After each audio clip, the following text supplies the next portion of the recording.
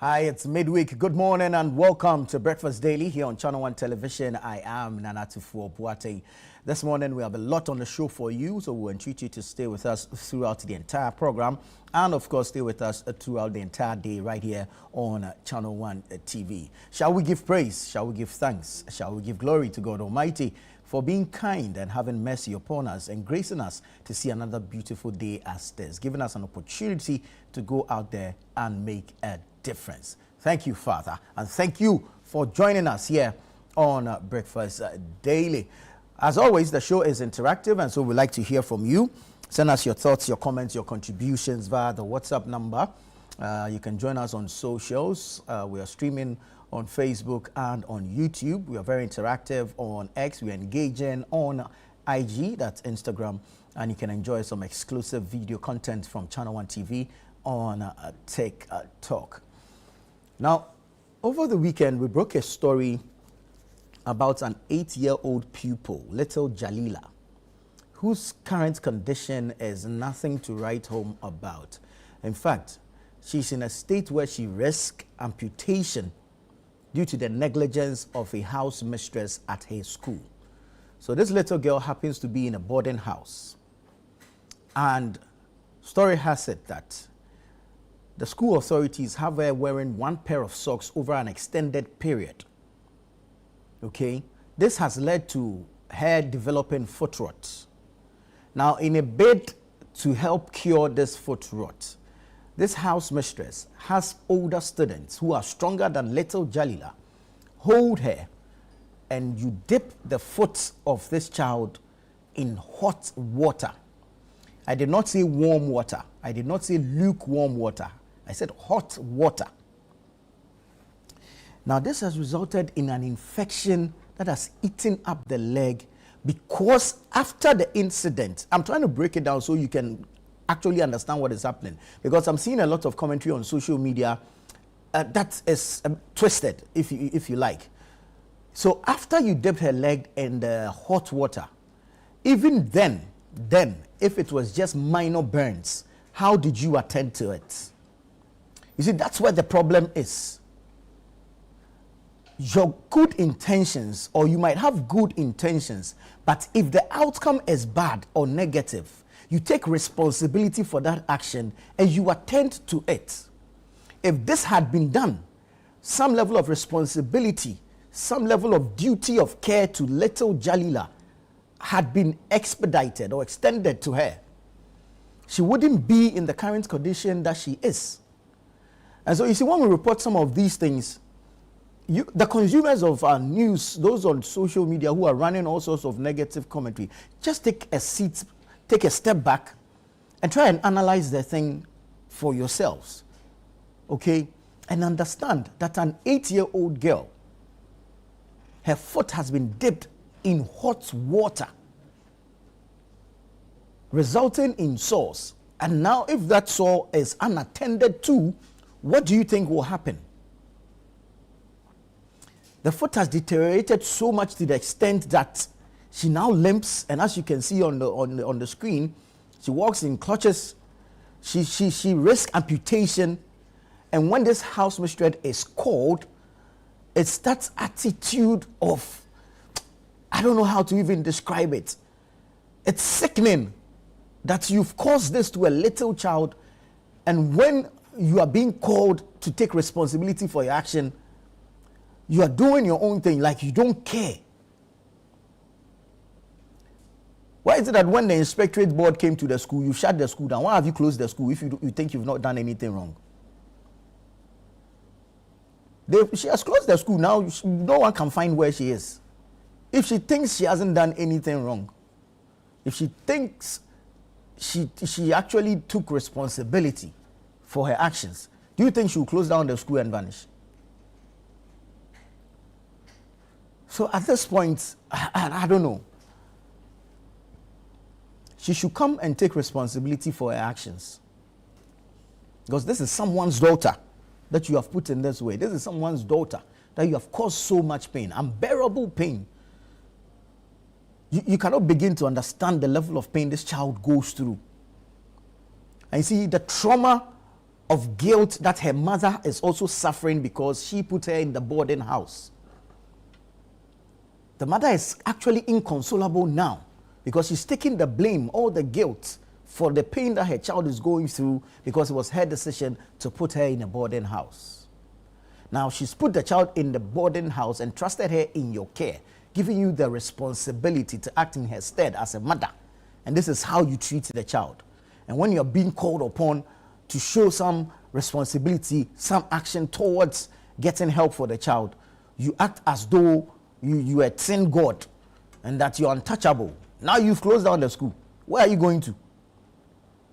If you've not shut it down or you closed it that day because perhaps you had some intel that the inspectorate board or NASIA was coming to the school for some inspection, so you've run away. Will you run away forever? Well, I have news for you. The Ministry of Gender, Children and Social Protection have expressed interest in this matter, so they'll take it up. The Greater Accra Regional Minister, Linda Oklu, who is Member of Parliament for Shai Osudoku, in whose constituency this school is, has also expressed interest in this matter. So let's see how far you can run. After destroying, you see, this child is going to miss out on her childhood because as we speak now, her friends are running and playing around. She cannot do the same. Her friends are walking about without any aid, without help. She cannot do the same. And all this is because of you. I'm saying that if you are taking some level of responsibility after dipping her foot in the hot water, it wouldn't have gotten to this stage. And so you see, Madam House Mistress, you better come out and take responsibility for your action. Because such irresponsibility should not be entertained anywhere. And it should be condemned. We're looking for the GES and the Ministry of Education to also step in on this matter, because there should be some level of intervention, definitely. And for all of those who are asking for ways to support little Jalila, a formal communication will soon be made on how you can support her. All right, we appreciate you so much for even expressing interest in assisting or supporting this little girl. It is of no fault of hers.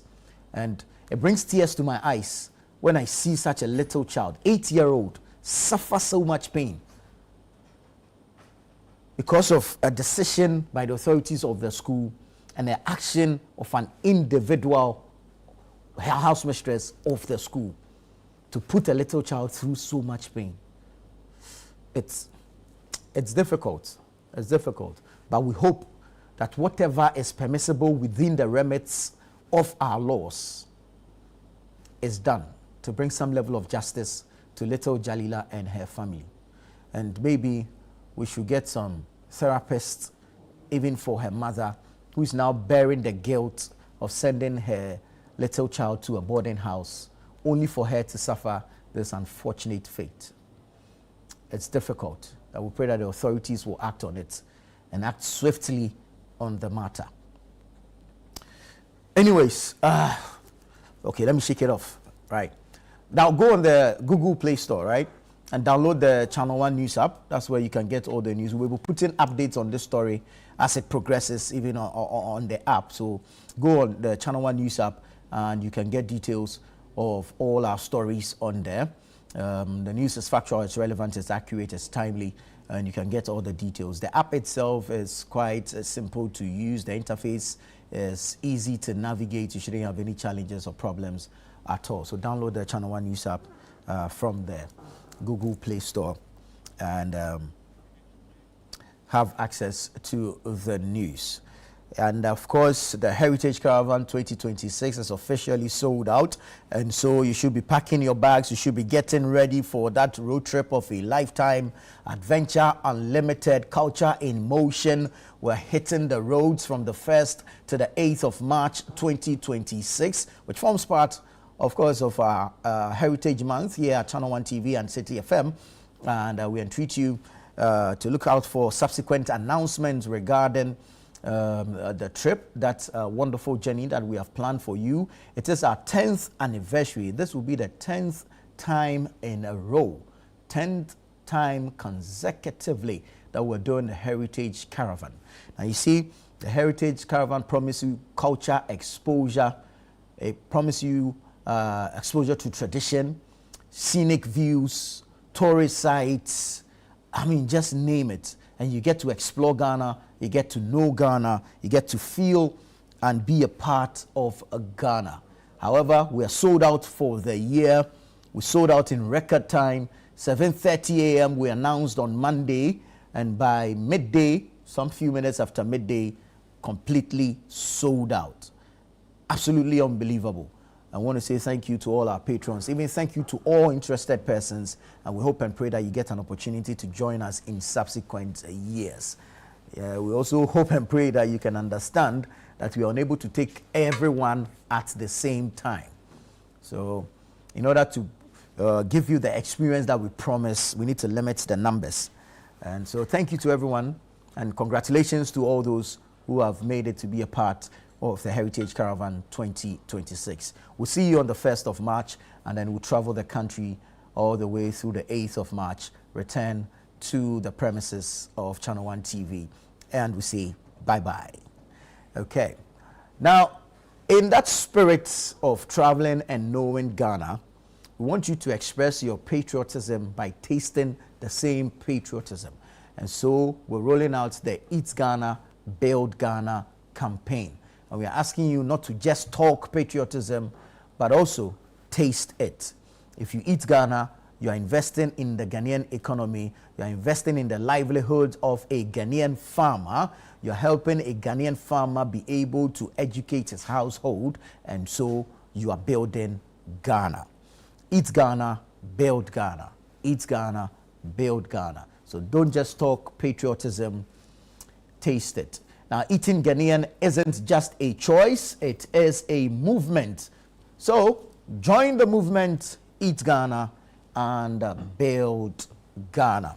The Eat Ghana, Build Ghana campaign is brought to you in partnership with Agri Impact Limited, the MasterCard Foundation, and the 24-Hour Economy and Accelerated Export Development Secretariat. I want to say thank you to Agri Impact, thank you to the MasterCard Foundation, thank you to the 24-Hour Economy and Accelerated Export Development Secretariat. Thank you to these organizations for partnering us to bring you the Eat Ghana, Build Ghana campaign. Now let's get into our newspapers for today. I'm going to start off with the Daily Guide newspaper. Front page says, Ofori-Atta faces immigration judge on January 20. Ofori-Atta faces immigration judge January 20. Bandai rerun challenge. Supreme Court decides on January 28. Bandai rerun challenge. Supreme Court decides January 28. Police seize 1,613 parcels of narcotics. Police seize 1,613 parcels of narcotics. Human trafficking syndicate busted. 48 victims rescued. Human trafficking syndicate busted. 48 victims rescued. Romance scam. Abutrika, 2 others' fates hang. Abutrika and 2 others' fates hang. That's the romance scam. So all of these are on the front page of the Daily Guide newspaper. Let me bring you the Chronicle. The Chronicle says, Nyindam praise Supreme Court, quash the High Court judgment, but Justice Poamang questions reliance on Article 99. Nyindam, that's Matthew Nyindam, praise Supreme Court, quash the High Court judgment, but Justice Poamang questions reliance on Article 99. Police in landmark arrest. Man goes in for 20 years. Alleged rapist remanded. Police in landmark arrest. Man goes in for 20 years. Alleged rapist remanded. Police retrieve electrical materials from former MP's house. Ghana. Police retrieve electrical materials from former MP's house. And you have a vote for Kennedy Agyapong. That's the Twifo Hemang MP urging delegates. Vote for Kennedy Agyapong. Twifo Hemang MP urges delegates. Now, scripture for today is from Psalm 102, verse 17. He will respond to the prayer of the destitute. He will not despise their plea. Psalm 102, verse 17. He will respond to the prayer of the destitute. He will not despise their plea. So that's the Chronicle newspaper. When you go on the back page, though, a number of sports stories there as well. All right, let's get into the Herald. Larry Dogbe is the Herald newspaper. Oforiatta's lawyer runs from his medical fitness to selective justice. Oforiatta's lawyer runs from his medical fitness to selective justice. Akuapem royal family slams petition against Queen Martha. Disputed Akuapem Hene warned over Ojra festival. Akuapem royal family slams petition against Queen Martha. Disputed Akuapem Hene warned over Ojra festival. Mahama government eyes local debt market for 10 billion cedis to fund roads and interchanges. Mahama government eyes local debt market for 10 billion Ghana cedis to fund roads and interchanges. Fisherfolk get government relief as premix fuel. Fisherfolk get government relief as premix fuel price falls. Fisherfolk get government relief as premix fuel price falls. Frimpong Boateng tells NPP leadership to roast in hell. Interesting times for the New Patriotic Party. Frimpong Boateng tells NPP leadership to roast in hell. And then there's a sad one. Prempag president announces death of father. Our condolences to him and the family, and we ask that the good Lord will strengthen them in this difficult time. All right, so that's the Herald newspaper for today. That's the front page. Let's go to the Ghanaian publisher. The Ghanaian publisher says, Pandai election case set for ruling on January 28. Pandai election case set for ruling on January 28. NPP, fed up with Frimpong Boateng, initiate moves to expel him. NPP, fed up with Frimpong Boateng, initiate moves to expel him. Then you have Natoshi to NPP delegates. Only Ken can deliver 2028 victory. Natoshi to NPP delegates. Only Ken can deliver 2028 victory. Governance analyst flags issues at MIIF. Governance analyst flags issues at MIIF. Mahjong land dispute. Okpelo Sowadin family denies political backing. Mahjong land dispute. Okpelo Sowadin family denies political backing. All right, so that's the Ghanaian publisher. Let's bring you some business news from the Economy Times. Economy Times. Ghana to issue 10 billion cedi infrastructure bonds in 2026. Ghana to issue 10 billion cedi infrastructure bonds in 2026. Pelican Hotel sets a new benchmark for Ghanaian hospitality, affordable first-class luxury at the heart of Ghana. And then you have Ghana's economic stability, Gold Board's contribution for resilient growth. And then, of course, the founder of the Economy Times, Elom Desewu, laid to rest. And there's a picture of him here captioned, Elom goes to his maker. May he keep resting in perfect peace. So we pray for him and his family. May the good Lord continue to strengthen them. Now I'm going to take you online. Let me quickly take you to channel1newsonline.com. Finance Ministry's common sense reforms curbing overspending. That's Asibe Yeboah, a former MP and a member of parliament. Finance Ministry's common sense reforms curbing overspending. Asibe Yeboah is speaking again, and he says NPP cannot give Bawumia another chance. NPP cannot give Bawumia another chance. That's also attributed to Asibe Yeboah. Again, He says NPP must back unconventional candidates like Ken Ejapong for 2028. So Asibe Yeboah, a former member of parliament, was speaking on the face-to-face program with Umaru Sanda Amadu yesterday here on Channel One Television. You were part of NPP's problems, Nana B tells Professor Frimpong Boateng. You were part of NPP's problems, Nana B tells Professor Frimpong Boateng.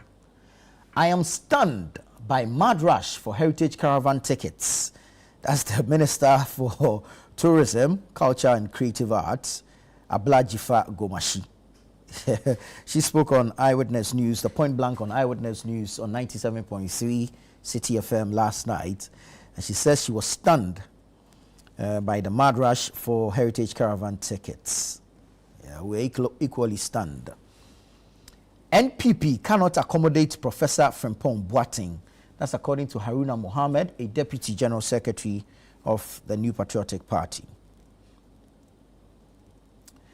I don't care about your expulsion threats, Professor Frimpong Boateng to NPP. I don't care about your expulsion threats, Professor Frimpong Boateng to NPP.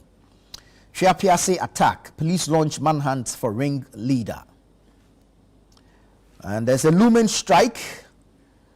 We are fed up with excuses. That's according to the Judicial Service Staff Association of Ghana, JUSAG. We are fed up with excuses. Build on first year success to achieve sustained growth. Ofosu Dote to Mahama. Then you have Transparency International. AG's media briefings strengthen accountability. Professor Canton outlines key priorities for robust agri sector. So all these are stories coming from our roundtable conversations on Mahama 2.0, a thematic assessment of year one for John Dramani Mahama as president. And then you have 7 dead, 18 injured in head-on collision at Komenda Asemasa. Komenda Asemasa. 7 dead, 18 injured in head-on collision at Komenda Asemasa.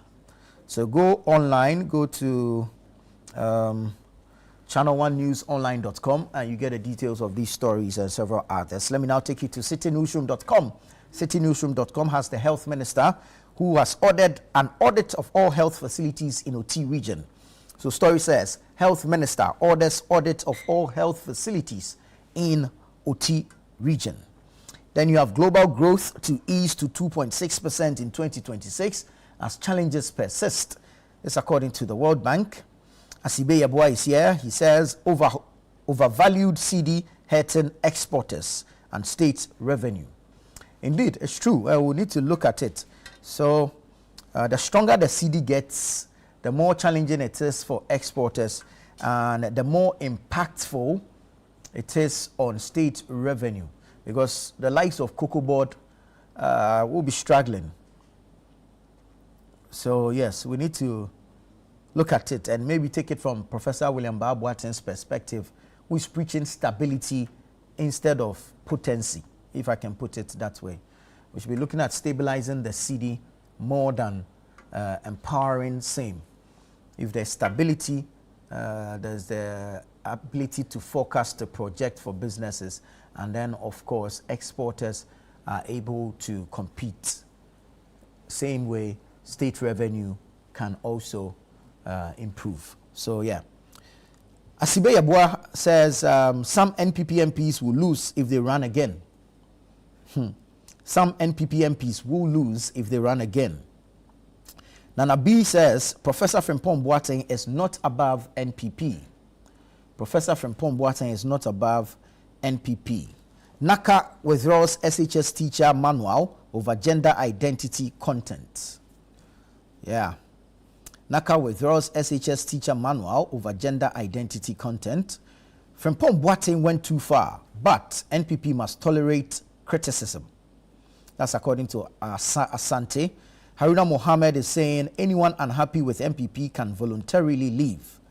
This one says we are fed up. JUSAG declares indefinite strike.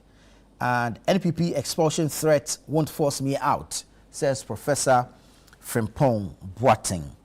So go online and get details of these stories and several others. Now, we want to say a happy birthday to Miss Helen, a chartered accountant working with the Forestry Commission of Ghana. It's your birthday today. I want to say the good Lord continue to shine his face upon you. May the lines indeed fall in pleasant places for you, and may you continue to shine bright like the star that you are. We wish you well, we celebrate you, and we wish for endless joy and happiness for you. Miss Helen, happy birthday. Well, this is Breakfast Daily here on Channel One Television. Stay with us. We'll be right back with the news review segment.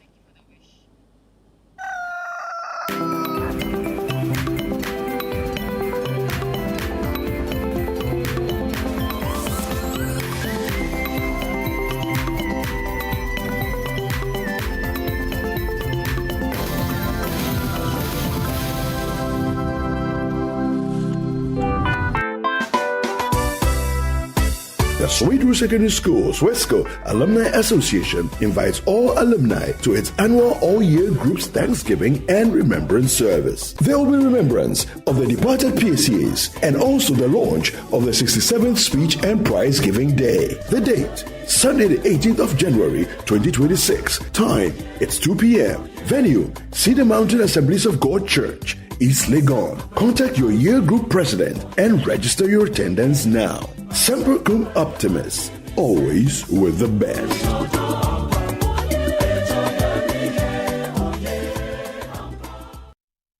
Are you planning to relocate from your company office or house, whether across cities to another town or halfway around the country? You want a moving company you can depend on to get you there? Let me introduce you to Logistics Movers. We are here to help you every step of the way, from planning the move to unpacking the last box and settling into your office or home. We have the expertise, experience, and market understanding and offer fast, reliable, and professional transportation services in Ghana. Our main thrust is to successfully move your business, household items safely, on time, and hassle-free. You can call us on 0246 833 539 or 0244 342 465. You can also send us an email to info@logisticsmovers.com or check our website www.logisticsmovers.com. Why expose your company or household items to theft or damages when you are relocating if it's avoidable? Logistics Movers, we help you relocate. See, the way I've been suffering here. Finally, God has listened to my prayers. Let me tell you something. This interview I come to do, if you not get me, man, Ayuba already there. At the Vipers Ayuba. I want a nice looking lady. Nice one like that. Get ready for all the shenanigans, the gossip, the gisting, and the jiving. The typical happenings at a Ghanaian pub, aka Sports. Everything was sauce. Charlie, this one no suspicion. So good. I see the girl she dey feel me. Hey, but just now after they bring the truth, some scene will happen for the counter back there, man. No, get me. I'm here with these guys trying to prepare a surprise proposal party for you.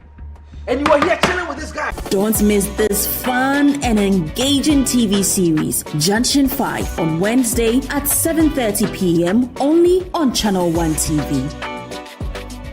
Welcome to The Point of View. This is your favorite current affairs show here on Channel One Television. On The Point of View, we pick the right topics, get the right guests, and ask them relevant questions on issues that matter to you.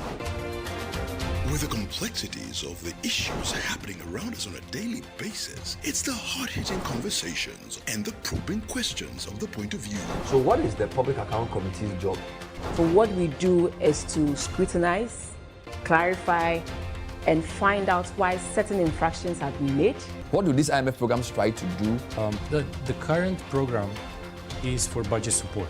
Okay. There are no projects attached. That teases apart the twisted entanglements of politics and governance, as well as religious and social discourse.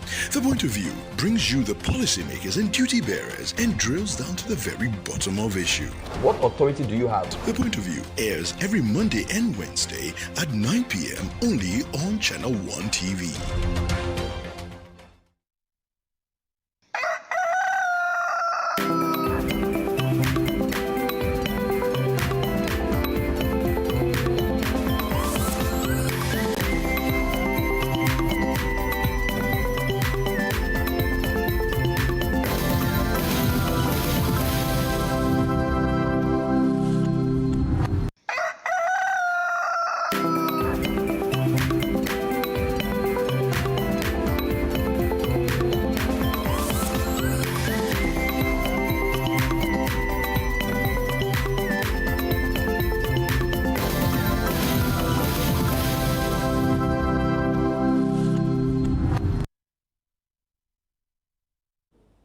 Hello there. Thank you for choosing us. This is Breakfast Daily here on Channel One Television.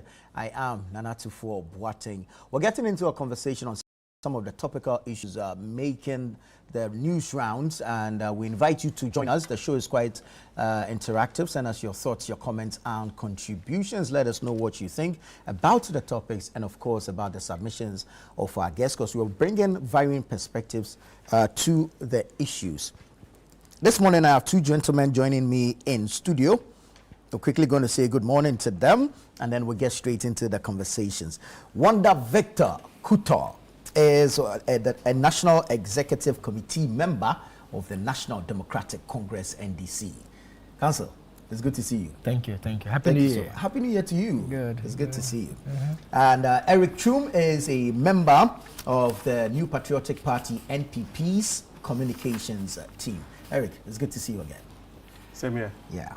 All right, gentlemen, so let's get straight into it. And Eric, I'll start from you because we're going into your home, the New Patriotic Party.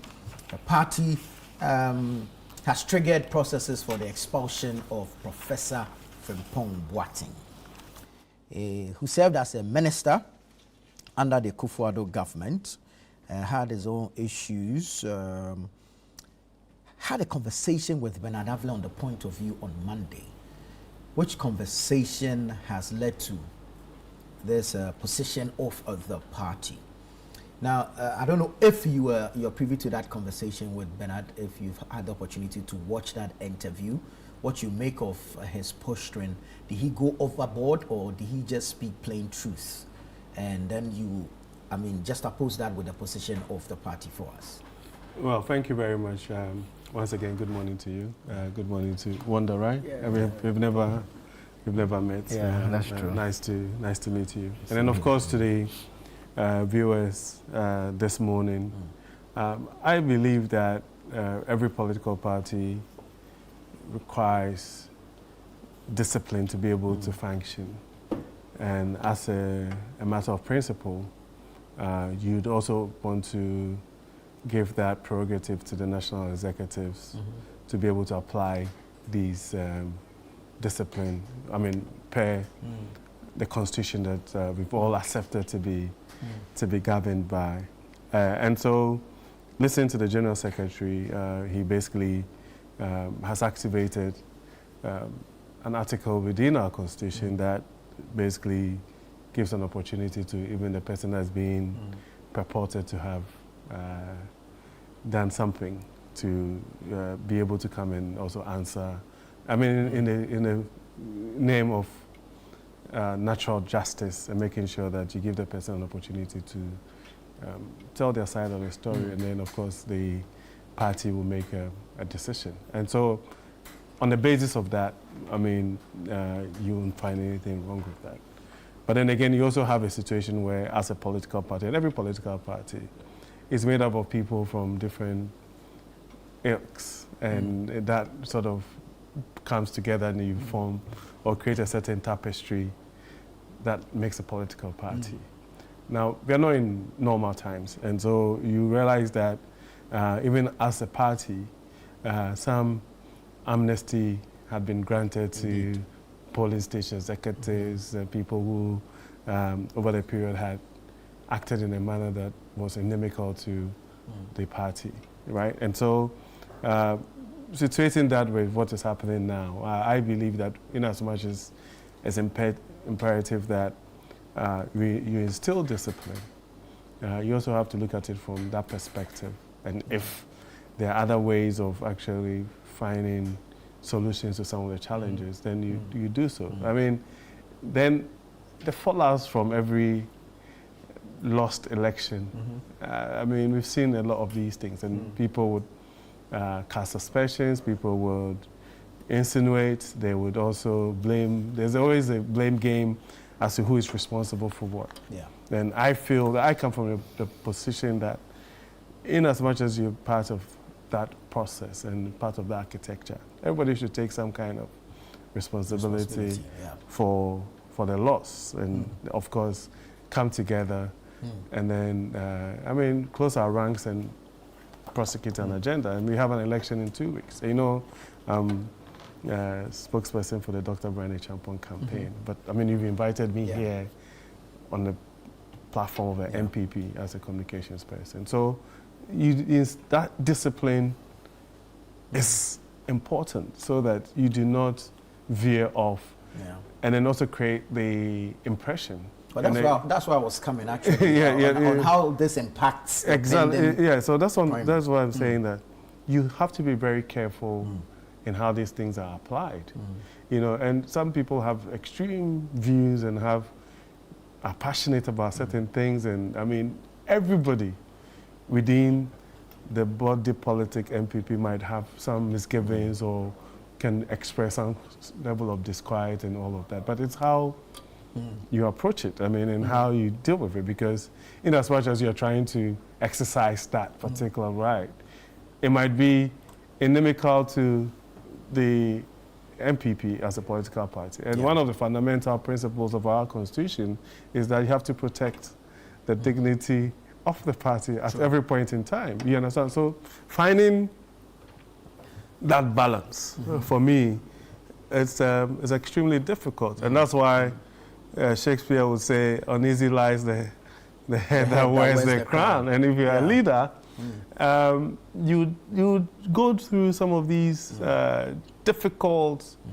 situations. You know, I mean, I'm reading some of the commentary from the various the platforms and everything. And then whilst the very vast majority of people are in support of the party and instilling discipline, it's almost as if that some of these things are also being applied selectively. Exactly. And I'll be very honest, you know what I'm saying? Because I mean, looking at the kind of stuff that Professor Frimpong Boateng has said, which is, for me, I think is damaging to the image of the party. But there are other people that should have been hauled before.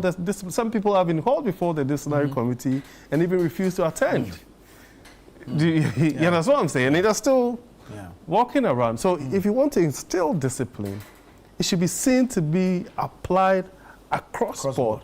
Fair, firm, and nobody's ox is God. Do you understand what I'm saying? So that when the public even want to have a certain perception about the party, they believe strongly that there's a fair political party where when people err, right, and you use a process like the General Secretary said to apply that. And then it will be a lesson to all of us.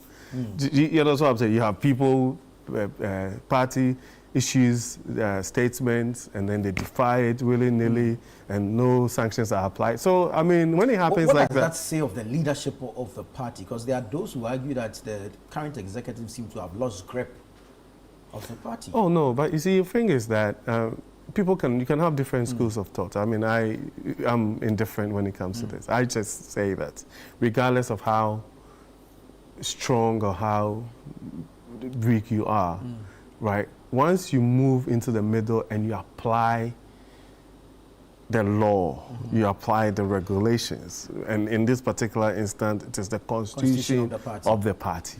Nobody will have challenges. You understand what I'm saying? It is, people would have issues because they think that, oh, if Eric Chum does it, is treated with kids' gloves. If somebody else does it, then the law is applied. That is when you would have issues. But I honestly think that the party has every right, the party leadership has every right to sanction any person within the party who flouts any of these regulations. And of course, constitutional. I mean, the gentleman himself has indicated that he's probably not even no more like a member of the party. So if the person is no more a member of the party, maybe you don't even have to... The threats of the General Secretary will not... No, but that's what I'm saying, that for me, I mean, I would have treated it totally differently, because once the person comes out and says that he's no more, then basically he has actually extricated himself. Is that the case? Yeah. So I think that these are issues that will come up after losing an election like the way we did, right? There's a fallout. But then if you also do a bit of, learning, it's basic dissonance, right? And so whilst we're in government, people will say, oh, people are disgruntled, there's apathy, people are pathetic, and all of that. And there's a science to it. You know what I'm saying? And so we need to figure it out. I mean, and that's the reason why the party itself commissioned a report to be presented, Professor Michael Quay report, that would give you an indication of the issues, how to mitigate some of these things, how to forestall some of these things going forward, and then come back stronger as a party. You know, so I mean, whilst on the surface it might look like something major is happening, I believe that this is something that would happen in any political party. I mean, our president, they've had a lot of their own games, Fonka games, this, that, people pissing in and pissing out. You know, so I'm saying that is part of it. And the thing is that for me, I feel that we also have a certain, if you like, resistance towards mavericks. You know, sometimes it is part of the, I mean, I might be, I mean, when it comes to political definition, maybe you can see me as a moderate or a dove or something. But there are people too who are firebrands, who are unconventional and all that. And within, of course, reason, within a certain parameters to make sure that you do not, you understand, go overboard. But you need all sorts of people. You need all kinds to be able to put together an organization like a political party so that you'll be able to, of course, resonate with different people and how they perceive things and how they see things. But I feel that this is one of those things. MPP has been bedeviled with some of these things in the past. And we've risen above it and, I mean, won elections and formed governments. And you know what I'm saying? So it's one of those things that I'm sure we can. Right. Let me bring in one. Ordinarily, you want to mind your own business, but at this point, it looks like the elephant is sheltered by the umbrella, and so you should be concerned with what the elephant does under the umbrella. So your thoughts on this particular issue? Thank you very much. Good morning once again. Good morning to my brother Eric and to our viewers. Happy New Year to everyone. Happy New Year to you. Good. I must say, like you indicated, ordinarily, I mean, as a member of the NDC, issues like this wouldn't really bother us. But in a democratic dispensation, you need a very good, vibrant opposition in order to keep the government on its toes. So it's only proper for us to discuss the happenings within the MPP. I must say that you must first put in context what Professor Frimpong Boateng said. Basically, he said the MPP, as we speak, is a fake NPP.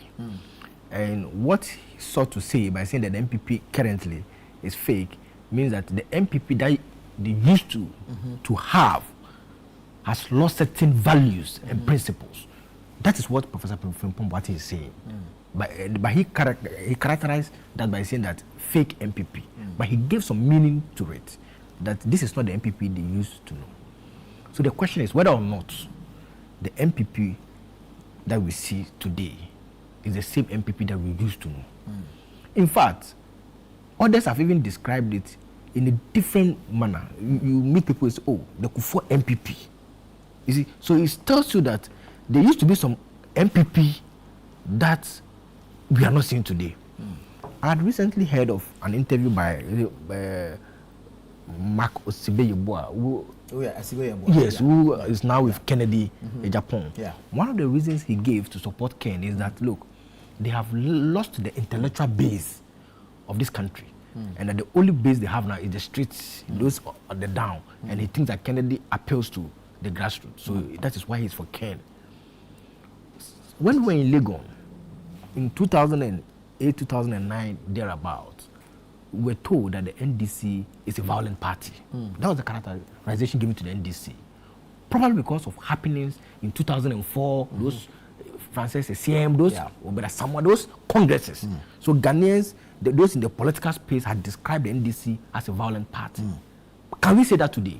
No, obviously not. Because the NDC took time to correct all those perceptions.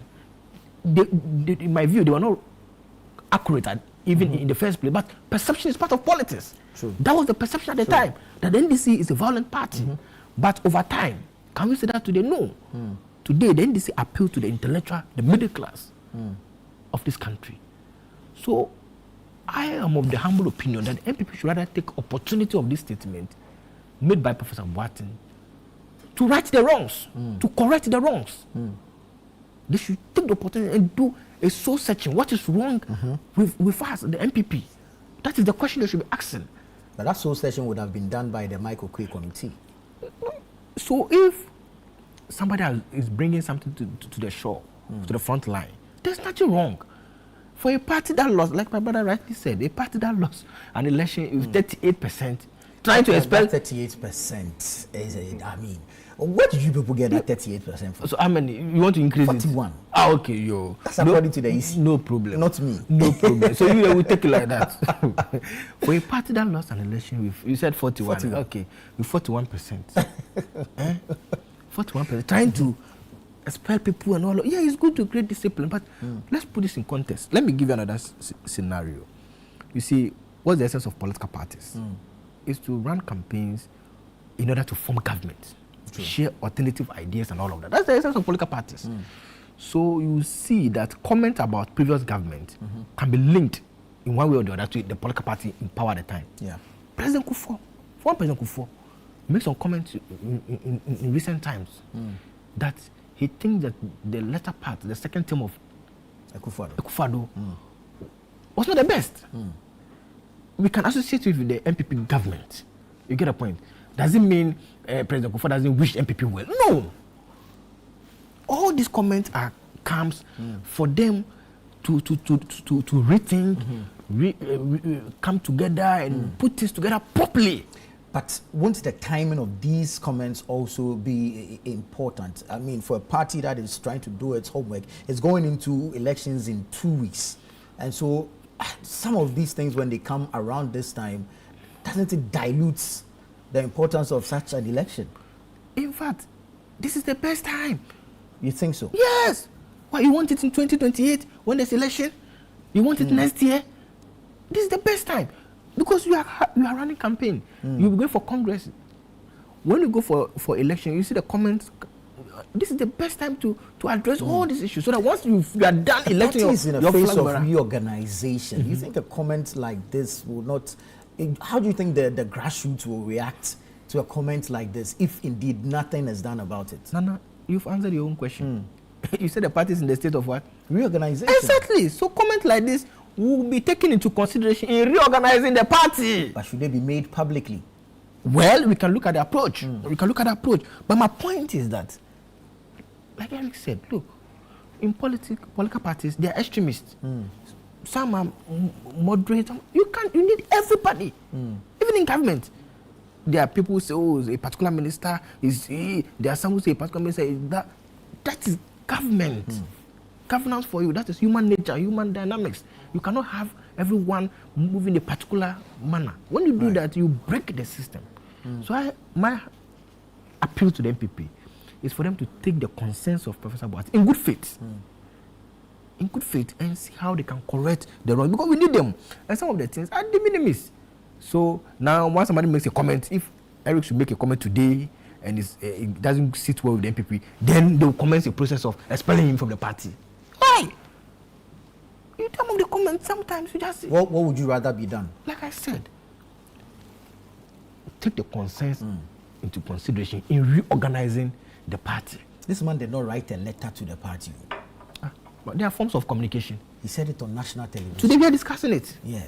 So that should tell you the weight of the man. A former cabinet minister at an MPP administration. There's so many ways of communicating.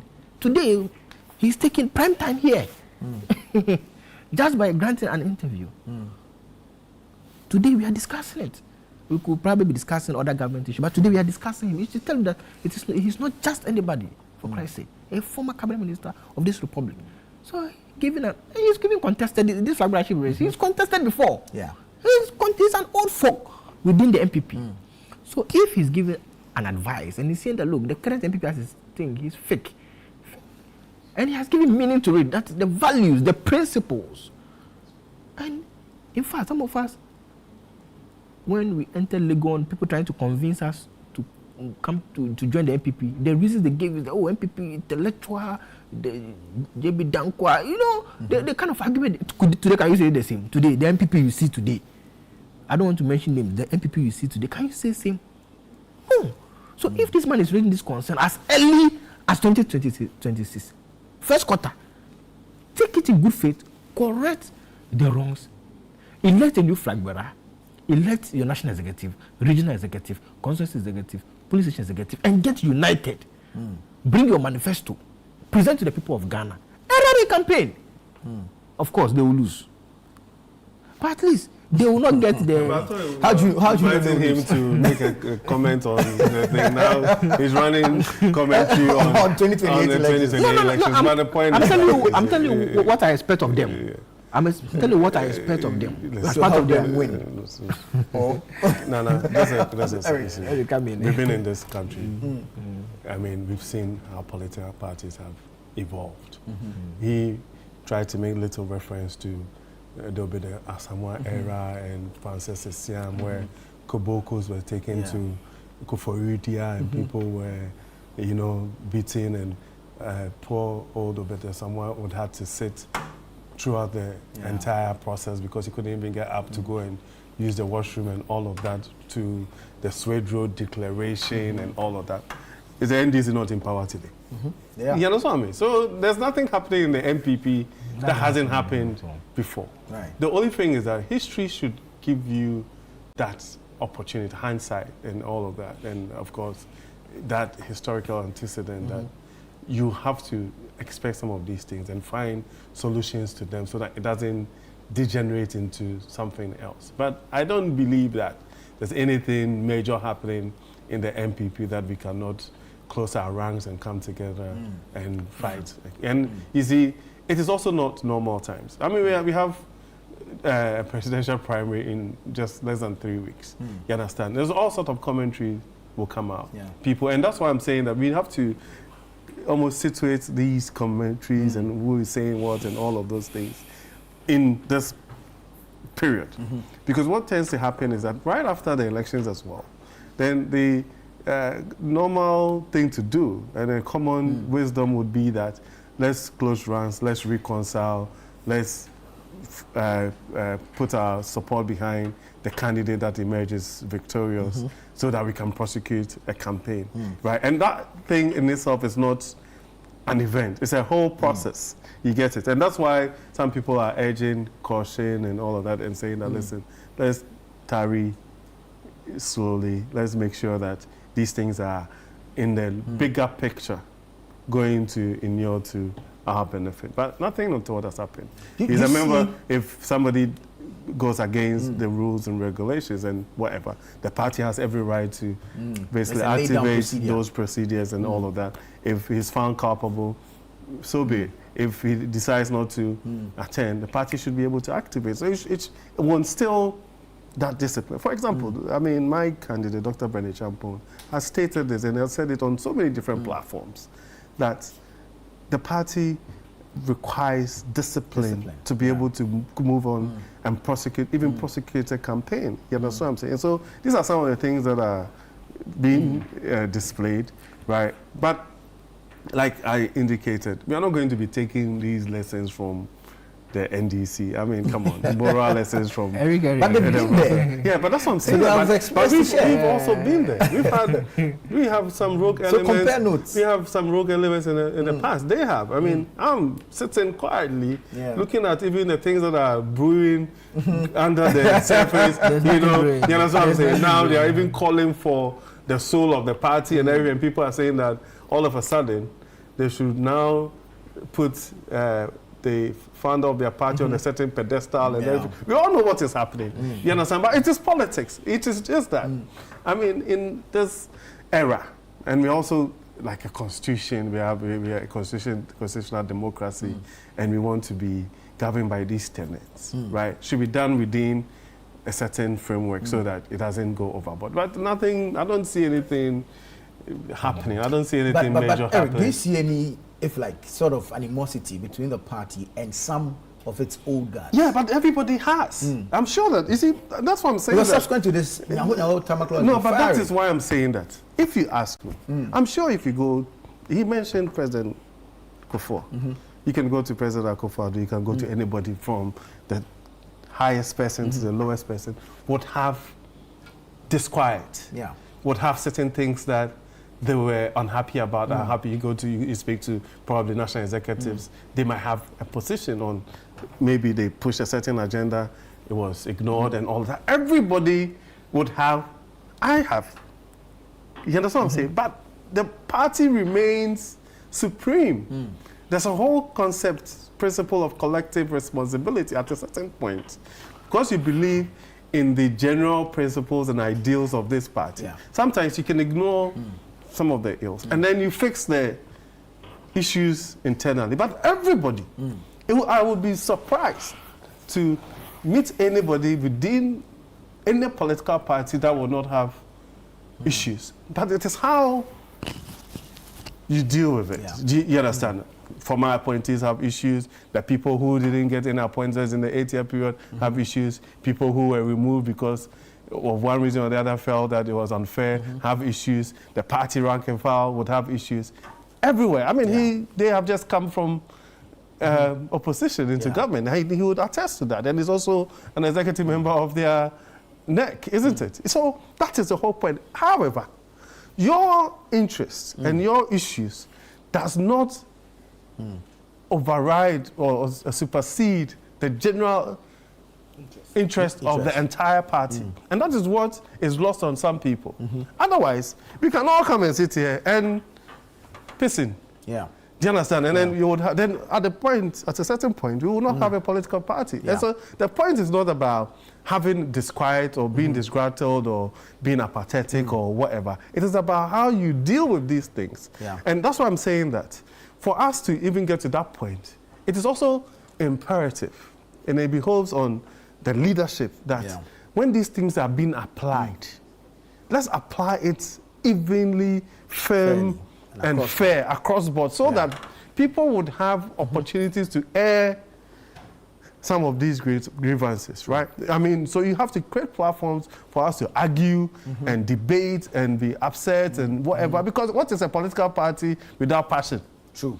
Do you understand what I'm saying? However, we shouldn't be doing it in the open. In the open, on TV and all that. And that is why I back the national executive in applying whatever sanctions that there is. You know what I'm saying? Because you cannot, otherwise it becomes like a free-for-all, a jungle and all of that. And so as for the disquiet, I'm sure it's there. It's there.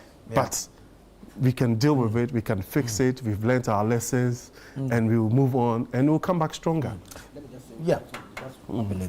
He said something earlier that I think is very important that we emphasize. Selective justice is very dangerous in society. In fact, selective justice can result in no justice at all. So if it is the case that some people are being targeted within the MPP. I didn't say that. I'm just saying that. I didn't say that some people are being targeted. You made mention of selective justice. I'm trying to expand it. The issue is that everybody backs the call. And what would instill more discipline is to be sure that whilst what is being applied today would apply to persons who is that not what I said? That's what I said. No, should it go back? But like retrospective? No, that would be chaotic. Should they have a retrospective No, that would be chaotic. I mean, so at the very, we have to draw the line and but the point on. still has to be made that consistency is key. So if this is the approach that people want to take, then they have to be consistent so that the issue of selective justice will not be seen as what is happening within the MPP. So you think it's a leadership crisis? Because we saw after Akufo-Addo took charge of the party and it was clear. And after Akufo-Addo, we were not seeing same. Even during Akufo-Addo's tenure, there were some skirmishes and all of that. Just that because of his firm nature, people were, I mean, it was a bit manageable, unlike now. But I'm hoping that after their flag bearer, but we don't have. So that's what I'm saying. That's what I'm saying. That's what I'm saying. That I'm hoping. Once that happens, that's what I'm saying. That people fall in line. I've already given the preamble that we in the NDC, we want the MPP to be strong. I don't believe so, but it's fine. He said that we in the NDC, we want the MPP to be strong. We don't want to defeat a weak or a weaker MPP, no. Because even when they were in power, solid and all of that, you see what they came up, 38, you said 41. 41. You are holding on to this 38 too. So we don't want a weaker MPP. We want them to be strong. So I'm hoping and praying that after January 31st, he's with Dr. Brian. So if Dr. Brian wins after January 31st, maybe he will bring some sanity to the NPP and instill discipline. It's one of the things he's been campaigning on, actually.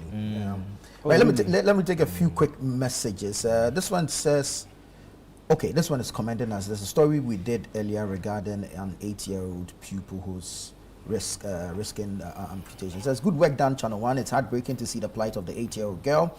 I wish her speedy recovery. School authorities should ensure that they have what it takes to run a school. Schools deal with humans and their future. It's therefore imperative to put proper measures, both human and other resources, in place when running such institutions. This is Lar from Ashongman. Aminu from Nsawam says, I urge the NPP leadership to take disciplinary action against Professor Frimpong Boateng for his outburst. As a senior member of the party, he should set a good example. If those in leadership positions disregard party decisions, it sets a bad precedent for younger members. Let's maintain discipline and respect for party decisions, just as there's a law and order in every society. Good morning, Nana. Nobody is above the NPP. Discipline must be the hallmark of the party. Anybody who misbehaves must be punished, including expulsion. The party belongs to the grassroots, and this is from Ahmed from Nima.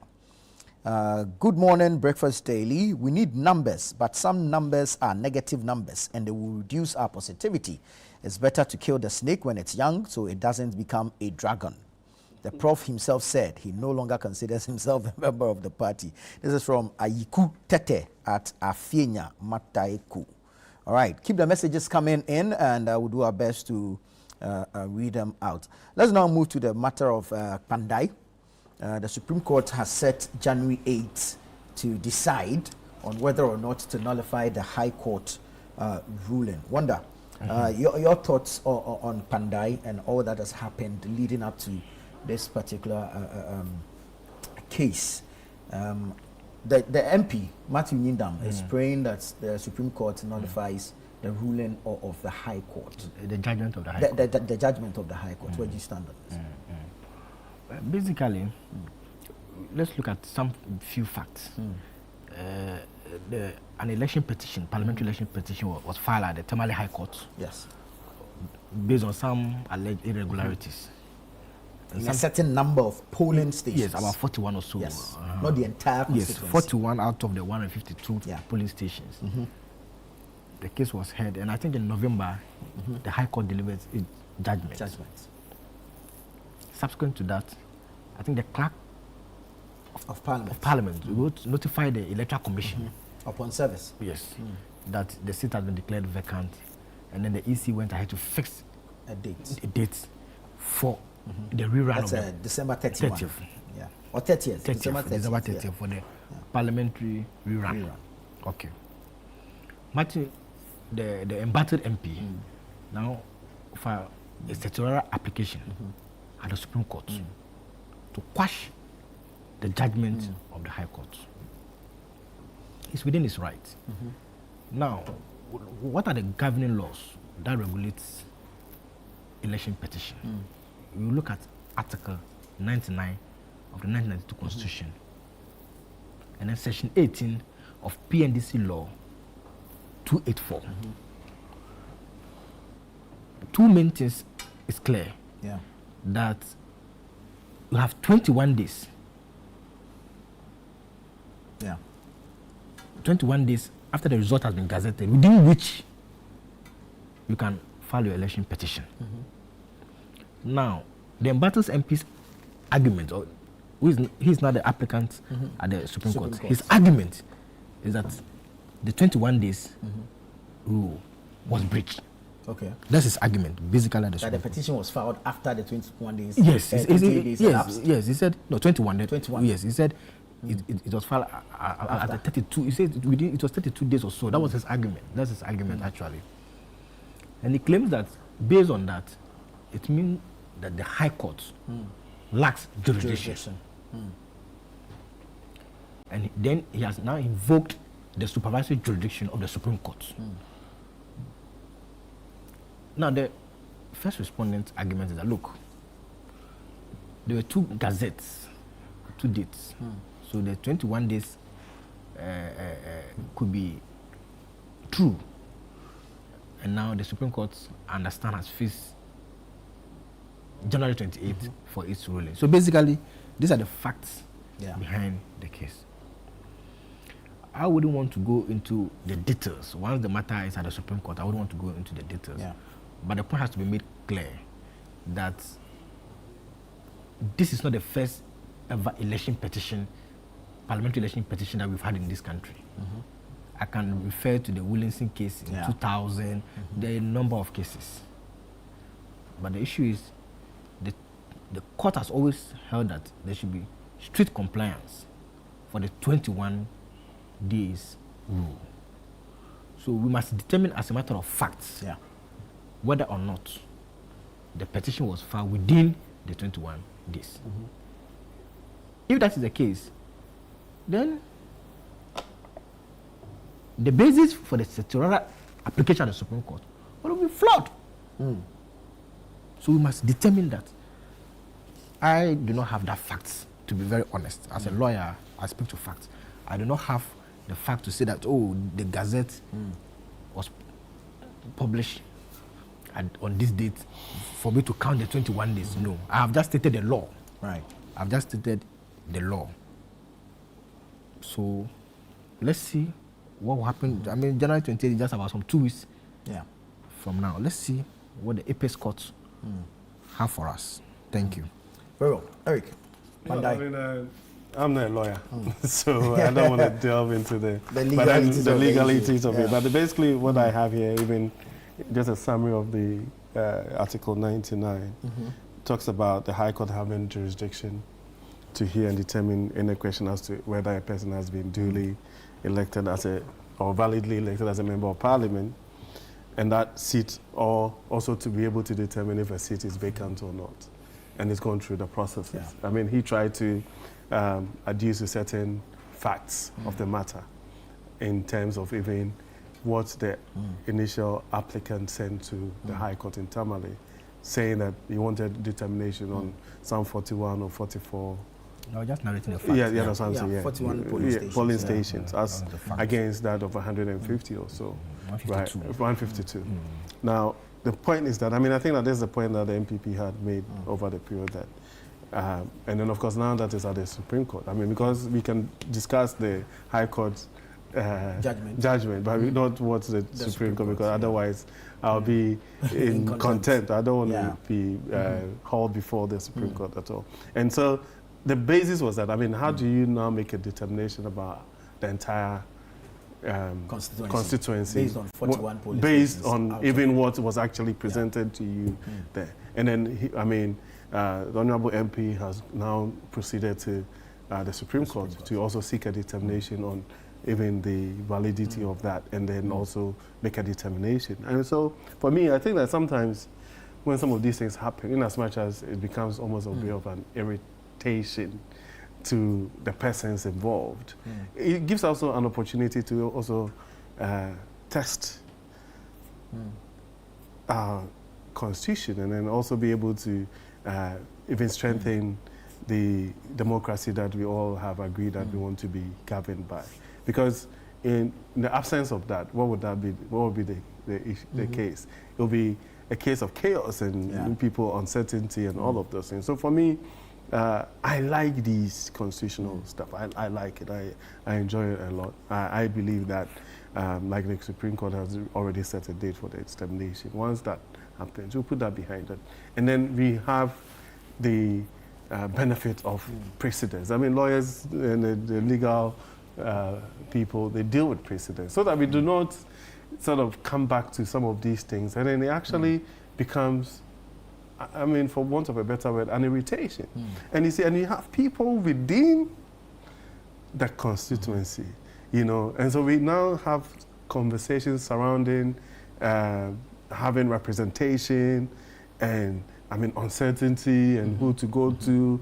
And there were a couple of incidents where I think Martin Nindam went to Parliament and he was being prevented to speak and all of that. And so in the brother, exactly, right, in the brother contest where there has to be representation all the time, at what point does the right of let's say the NDC applicant, and that of the constituents. Right, you know, there's always some kind of conflict there at this point, because whilst he has a right, the constituents also have a right to representation. And even when we were in government, I backed the people who were upset with the happenings in Seoul, and I stated it categorically. I don't do that kind of politics. You understand what I'm saying? I was of a firm belief that they needed representation, and that there was some kind of error in how that was applied and over the period, to the point that I even made a recommendation that maybe we should have even like one of the MPs close by to have some kind of supervisory whatever, because it's our constitution. In as much as it's some of these things are entrenched, we can also be a bit flexible so that the people are not unduly. Let's assume that somebody even wants scholarship or wants the support of an MP to deal with a certain matter and all of that. In all of these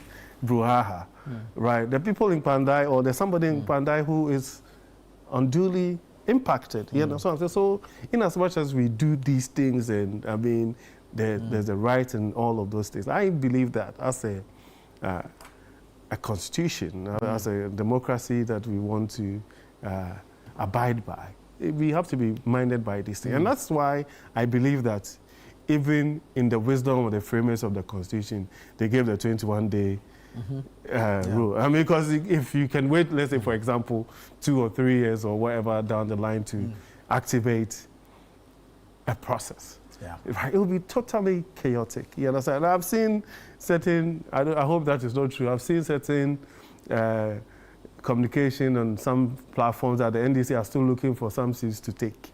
You know what I'm saying?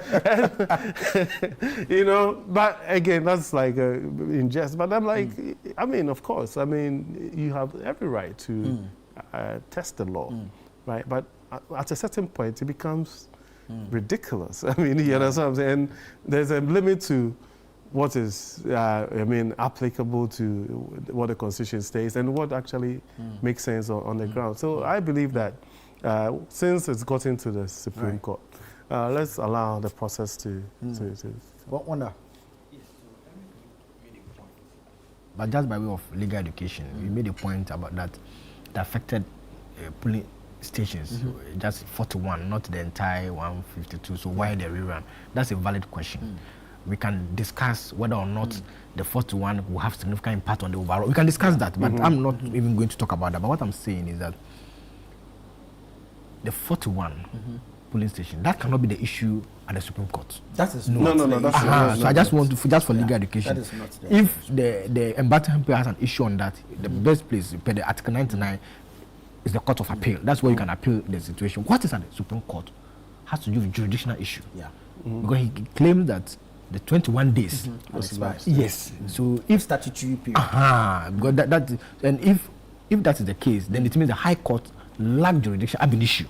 True. So that is what is at the Supreme Court. So just as a way of legal education. Yes, on that, what you conveniently did was to, you know, in explaining all that, tell us that if indeed it is established that the petition was filed within the 21 days, then the certiorari application is null and void from this. But what if, because the argument of Nyindam is that the election results were gazetted on December 24, and that triggers the timeline.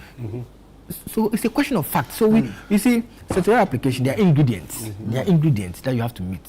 You see, it's not like a discretionary somebody. So the gazette will have to be brought for us to see the date. Once we see the date, we can count the 21 days within which the election petition ought to have been filed or was filed or so. So the 21 days, we will check. If Ghana were to be an advanced country, everybody should be able to go on the platform, Ghana Provisions website. Yes, and see the dates. I mean, we need to grow as a country. I mean, to be very honest, we should be able to check. Which date was the Anglon election result published? Which date was the Cape Coast South or Tamale South election published? We should be able to know, like, without struggle. If we know, then we can easily count the 21 days within which a petition ought to have been filed. So I'm saying that the matter before the Supreme Court is basically about these 21 days. Yeah. Because once the 21, if the application is filed within the 21 days, the statutory application will be. But Nyindam argues that the Gazette was on December 25th. So it should just be improved. But Wakpao says that there was a re-gazetting on January 6th. Like I said, I don't have that Yeah, fact. but that's what I'm saying. That I think that those determinations, like I wonder. Exactly. I'm even rehashing yeah. the dates and the re-gazetting because it brings the concerns of how the EC acts in some of these matters. Why, if indeed established, why Gazette on 24th December and then re-gazette January 6, 2025? And so that's where it creates a vacuum between December 24, January 6. And so then there's the contention and the conflict of the dates. And just to put this in context, note that those two persons you've mentioned, none of them are involved in the gazetting process. True. Just note this. Two, we've been in this country. Even the presidential election, 2020, was edited about 3-4 times. Exactly. In this country. Jean Mensa, the presidential election. Today he will come and she will give a result, come back and say this in this country. So sometimes the institutions, we need to also hold our institutions seriously. Because Martin Nyindam had no hand in this gazetting process. Neither is the NDC parliamentary candidate. They don't have a hand in the gazetting process. It's the institution. So the institutions must work. I'm sure the Supreme Court, in giving its ruling, will tackle all these institutional challenges, difficulties, and all of that. Because why should it be difficult to know when an election result has been is been made public? Why should it be difficult? Gazetting, why should it be difficult? Challenge with the lack of consequences for some of these things, especially with our constitutionally mandated bodies like the EC. The EC has admitted the existence of multiple gazettes and multiple dates of gazetting. But the reason is very simple, right? If it happens one day that there's a certain convergence of thought and purpose between the two of us, institutions will sit up. True. You understand? But in this country, so. people, the hydra-headed devil is the politician. Yeah. Right? And that person is being given that title by another politician. So I'm the devil. When we are in when tables stand, when the tables stand, he's a devil. You understand what I'm saying? And then people get away. Right, I mean, as a matter of principle, there are some institutions, I don't want to mention them, that even when we were government, at the point I was government spokesperson, I never felt the inclination to defend, because I felt that they should have enough resources and the presence of mind and the PR, whatever it is, infrastructure to be able to deal with these things themselves, in terms of even accountability and being responsible. But if it happens that when the MPP is in government, the EC is our friend. Yeah. If we go into opposition, the same thing, the NDC is in government, they will defend a cycle. When they are in opposition, they are the devil. What it means is that it creates almost a certain vacuum whereby they can get away with it, because at every point in time, especially in a country where the stakes are so high, where almost 50% of the people are supporting MPP, almost 50%. What it means is that at every point in time, even when you find an MPP or NDC guy committing something that is so heinous, 50% of the people would be. Do you understand what I'm saying? Do you understand what I'm saying? And that is why sometimes some of these conversations, I mean, we get these opportunities all the time, should be anchored in values and principle. That the position that you take when you're in government should be the same position that you take when you're in opposition, so that the people, you understand? Because these institutions, I mean, just to even a bit of a digression, we're talking about EC and all of those things, right? It cannot be the case that government spends, let's say, $1 million on a kilometer of road. And then there's a chief survey director, there's somebody that tells the minister that the person has met the specifications, everything and all of that. And then within 6 months, the road is deteriorated. It rains 2 times or 3 times and the road is gone, and nobody takes responsibility. And it is the politician. The politician, fault. And but my point to many people all the time is that when you go into any public sector institution, you will not find more than 2 or 3 politicians there. Isn't it because the politician who sits as the head takes no action against these people? That is why I'm saying that overall, the responsibility lies with the person at the top. True. But when we get to a point where most of these conversations are on a nationalistic perspective, whereby we are dealing devoid of partisan considerations, right? People would sit up. Do you understand what I'm saying? So that when I am in a position of authority and something happens, I'm not going to go and hide behind a political party. Yeah. So we've even done it even to civil society organizations and to branded even all of them institutions. now. And you understand? So when you're in opposition, then even teacher associations or whatever, all become acolytes of the government, isn't it? When they go into, you understand? But that should not be. That should not be the case. You know what I'm saying? So that at least sometimes some of these things are things that can be dealt with. You know, if we are partners in this all this democracy, but sometimes it's not the case because there are certain things that, like you said, I mean, the EC is on record to have done A, B, C that we are unhappy about. You can mention other institutions. I mean, people have had challenges with the judiciary. People have had challenges with every other institutions in the past, and we still have people defending it. Yeah, that's what I'm saying. Just because for either parochial interest or political expediency and all of that. And so it's about time that we moved away from that. Wonder. Yes, so talking about institutions and how they work when party changes and stuff, I'm happy that Eric said he is always consistent. He mentioned the issue of SAL. I'm very happy. I would want to do the policy of equalization. But remember, prior to the 2016 election, there was this Abu Ramadan case. The NPP agitated on electoral reforms and all of that. The court came in to address... Using the NHS card and all of that. But I was so shocked that when the NPP came to power in 2017, even registration to get EC card, the passport matter. No, not even that. They said you will not even be allowed to do that at a police station. You have to go to the district. And we were raising concern. How can you say this? So somebody from Tegbi will have to move all the way to Angroga. I mean, we're struggling. People from Shime will have to come all the way.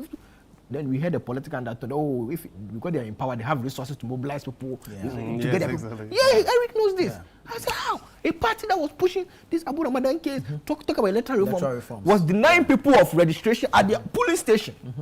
We're in this country. Yeah. So I'm happy that we are having a non-political, we are trying to look at these issues objectively. Politicize some of these matters. Yes. Deal with because gazetting is just to publish something and record. Yet you have multiple gazette notifications. So as it stands and now, there are no consequences. But that's what I'm saying, that you see. Our institutions. Talk about Asinov. Let me talk about Asinov. You saw what happened. Yeah. Jachikwesen. Yes. You saw. He's talking about representation. For how many months, how many weeks did the people of Asinov suffer representation in parliament? So let's be consistent. This man was almost in court every day. In fact, the Attorney General at the time, Godfrey Dami, one of the applications plea to the court was that he wants a daily trial. Daily trial. I mean, what is it? You see. And you could see that how the people love the money.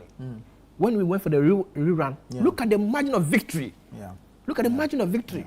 To the extent that we even got some nice, beautiful songs. Chasopoku Sikano Yedi. You remember all these songs that came? Yeah. You see?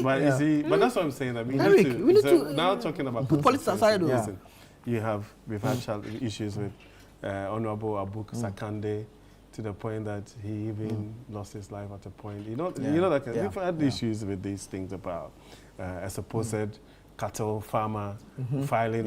We've been there. And that's what I'm saying, that we can go back and forth and give examples of this person has done this, person has done this, and all of that. But at what point do we draw the line and say that, yes, we'll do the politics, we would hold each other's feet to the fire and all of that, and do proper constructive criticisms and everything, right? But then at a certain point in time, you have to draw the line, because the whole conversation is about the Ghanaian people.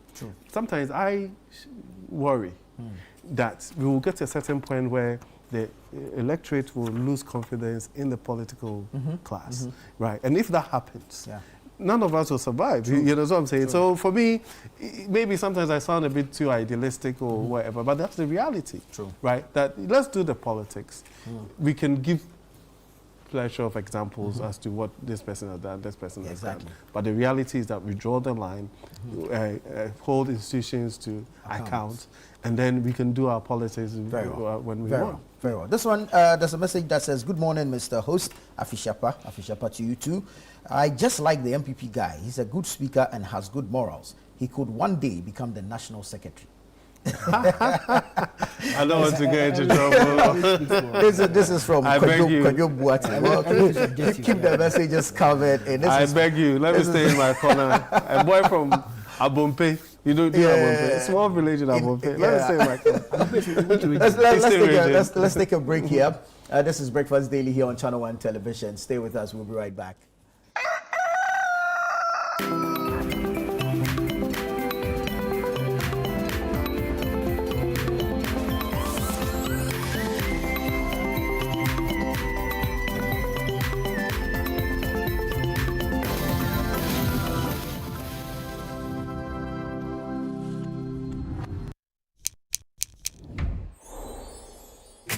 Verna is clean, fresh and safe. I'm holding my Verna bottle. No plastic seal, no worries. Open and hear the sound like click. That sound means it's fresh, no trick. No plastic seal, but it's still pure. Cool and clean, you can be sure. Verna leads the brighter way. What takes my doubt away? If it clicks, it's Verna. If it clicks, it's clean. Sip it, feel the difference. Verna water, pure and green.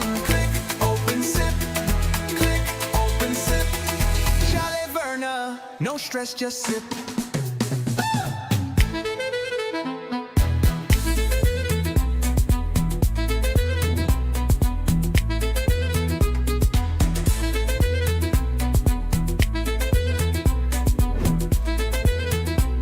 Chale Verna, no stress, just sip.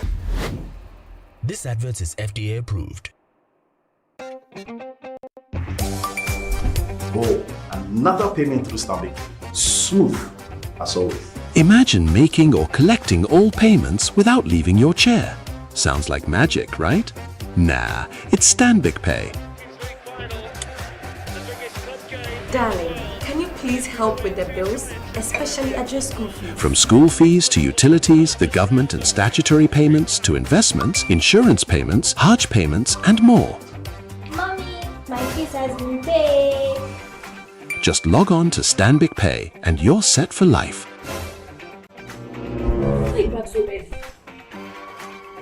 Please tell me everything has been paid.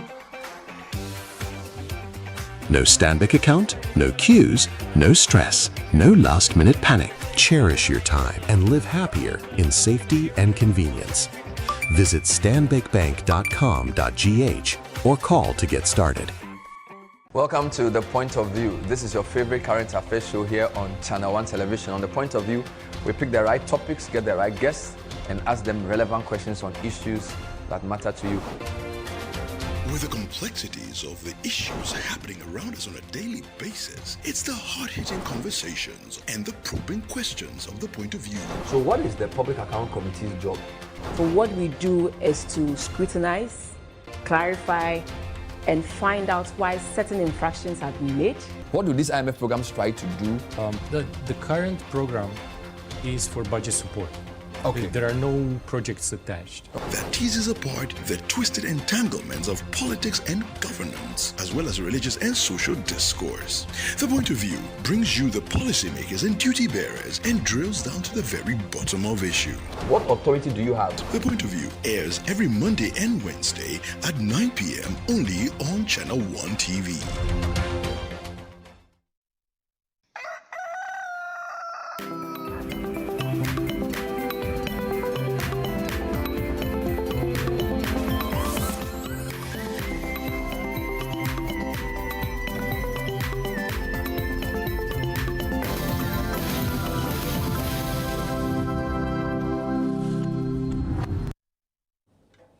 Welcome back. Thank you so much for staying with us. The show is still interactive. Send us your thoughts, your comments, and contributions.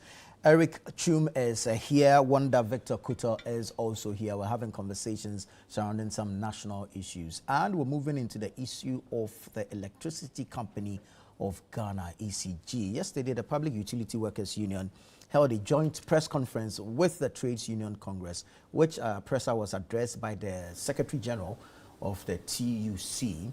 And they alluded to some developments within the ECG, suggesting that with the right resources, with the right management, the company should be able to turn around its fortunes without private participation. The conversation around introducing private participation into the management of ECG has bounced back. It's been ongoing for a while now. POO has been kicking against it, insisting that ECG can run its own affairs as a public institution managed publicly without private participation. Yesterday, they put out some figures suggesting a growth in revenue and all, for which reason they are kicking against the proposed private participation, not privatization. I choose my words carefully, because the minister has come out to say that they are not privatizing ECG, but they'll be introducing private participation along the distribution end of the supply chain. So, Wanda, your thoughts on this? Do you think, based on what POO is saying, a growth in figures from, I think, 700 and something to about 1.5 million cedis within 6 months, a special program they've instituted, is enough evidence to suggest that ECG can be managed, can be left as it is without private participation? Thank you very much. I'm happy that the argument of the association is anchored on the success of this regime. True. No two ways about that. Their argument is that ECG has increased revenue collection. Yeah. So based on that, they do not think that private hands should fall in. Was it not the same ECG that at a point became PDS? You remember? Yeah. Power distribution services. Yes. We're in this country. ECG, not even portion of it. The entire ECG became PDS. We're in this country. So if you have a government led by a minister who is hardworking, who has instilled discipline, and as a result of that, revenue collection has, within 6 months, increased.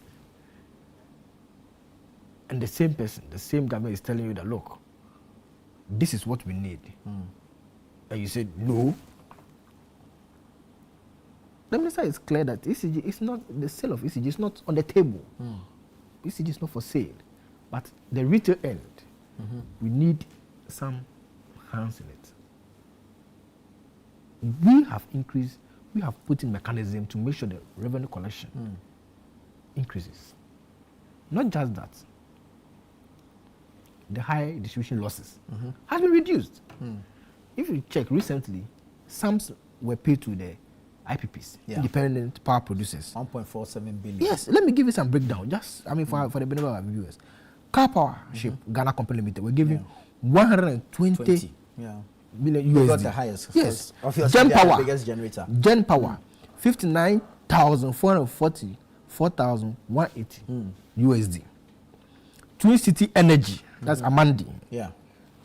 37 million, yes, 37 million, 986,534 USD. Early Power Limited, 42 million USD. I can go in. And all this will sum up to the 1.47 billion. But that's on the generation end. The challenge. No, they all fall. I mean, ECG, people criticize ECG when there's load shedding, when there's doom saw. Is that not it? Yeah. And what brings about load shedding and doom saw? It's a shortfall in generation. Yes. I'm with or it will happen during the transmission. Exactly. So if IPPs are not paid, if there's no money and all those things, in the past there's always threats or that they will shut down their plants and all of that. Have you heard any threats since the NDC came to power, since Honorable John Jonapo became Minister for Energy? Have you heard of those threats? No. Because the Finance Minister and the Energy Minister are working tirelessly to bring discipline into the system. And we thank President Mahama. That in the second coming, the energy situation in this country is stable and even legacy debts are being cleared. So if we're it being charged 1 cedi at the pump for this.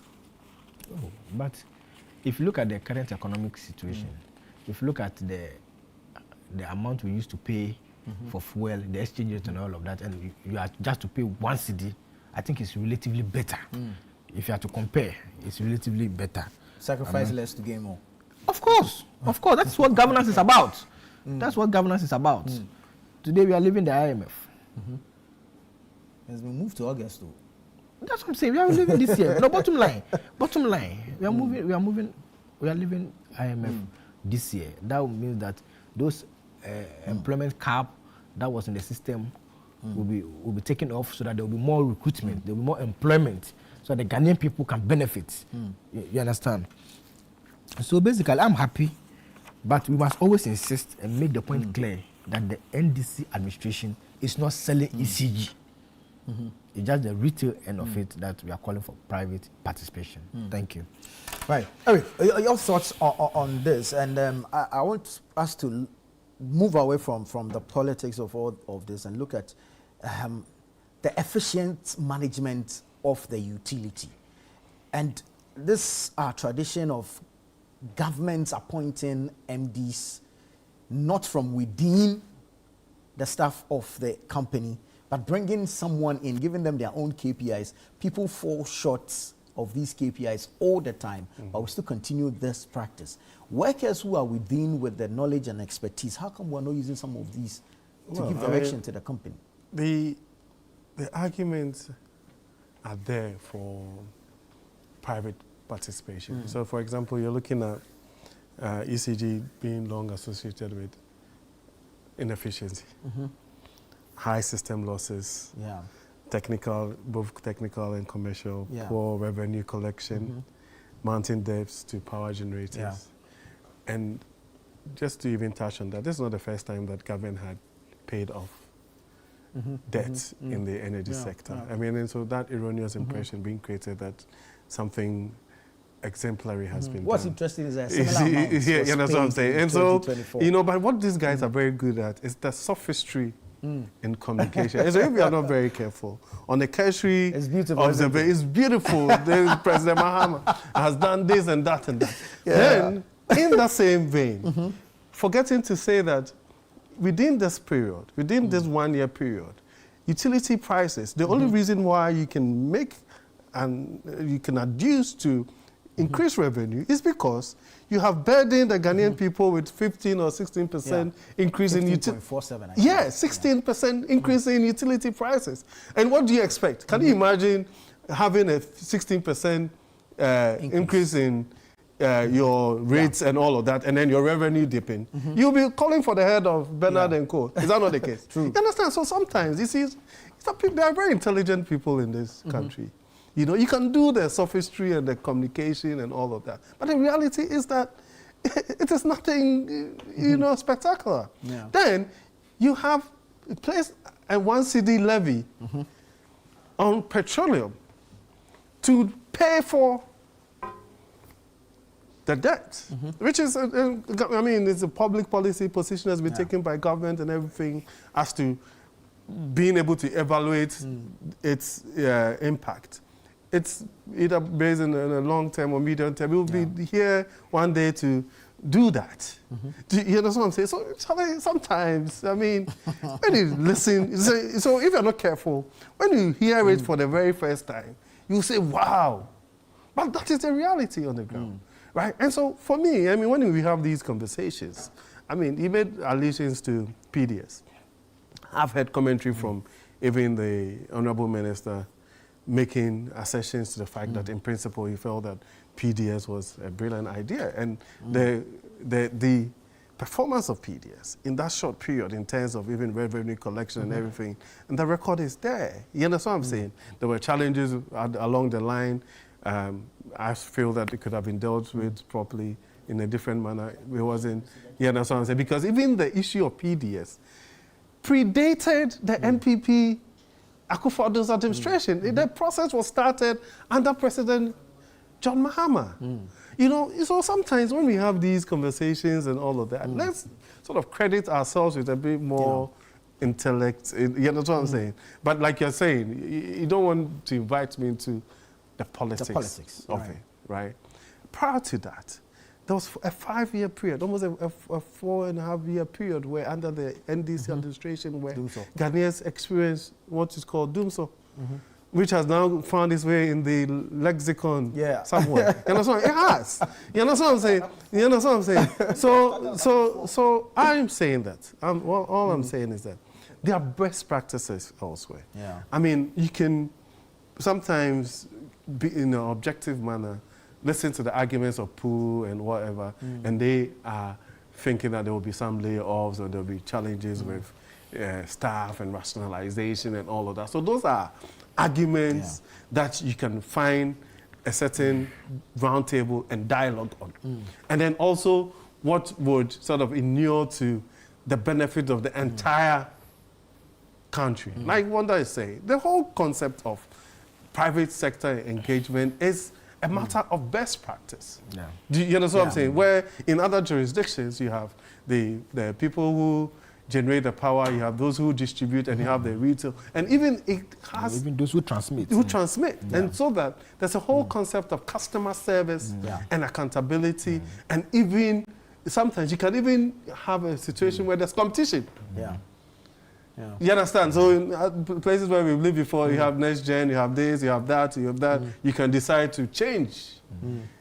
You understand? And like the way we have deregulated our oil sector, that is the same. That's best practice in other jurisdictions. So sometimes, of course, in a society like ours where there's conservatism and sometimes there's a certain fear of change, right? People there was always going to be some kind of resistance, right?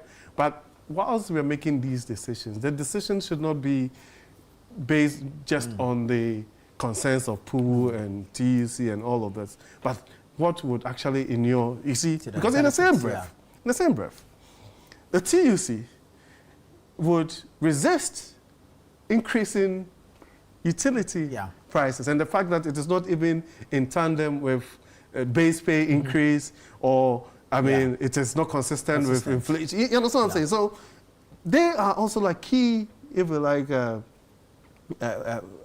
components. They're key component of the conversation.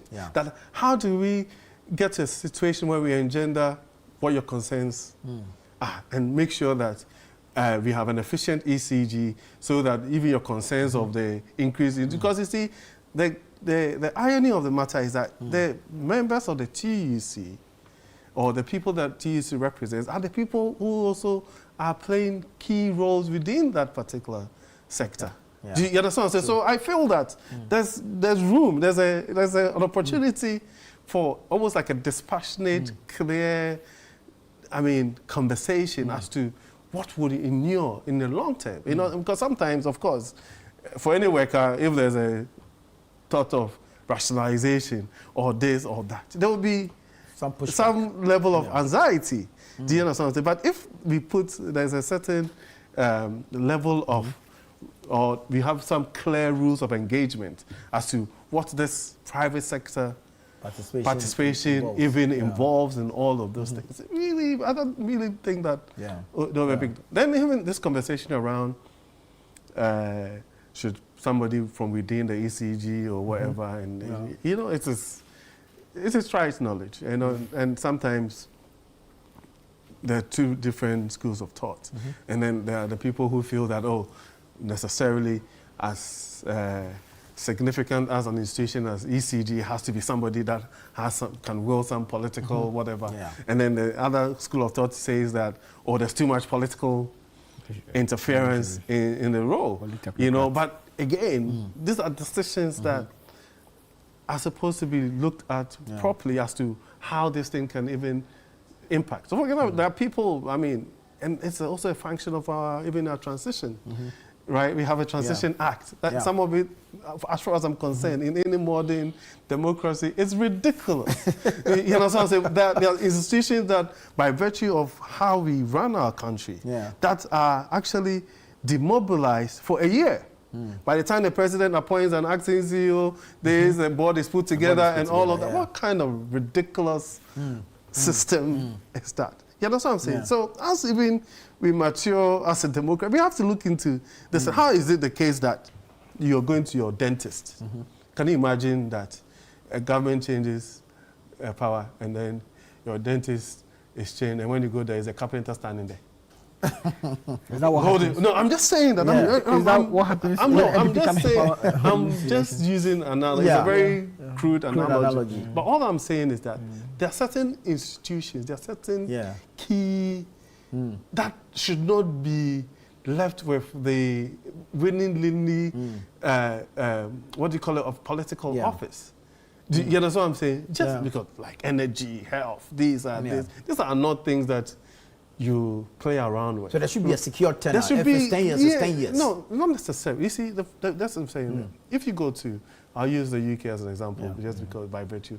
When the government changes hands, only 44, maximum 50 people will lose their jobs.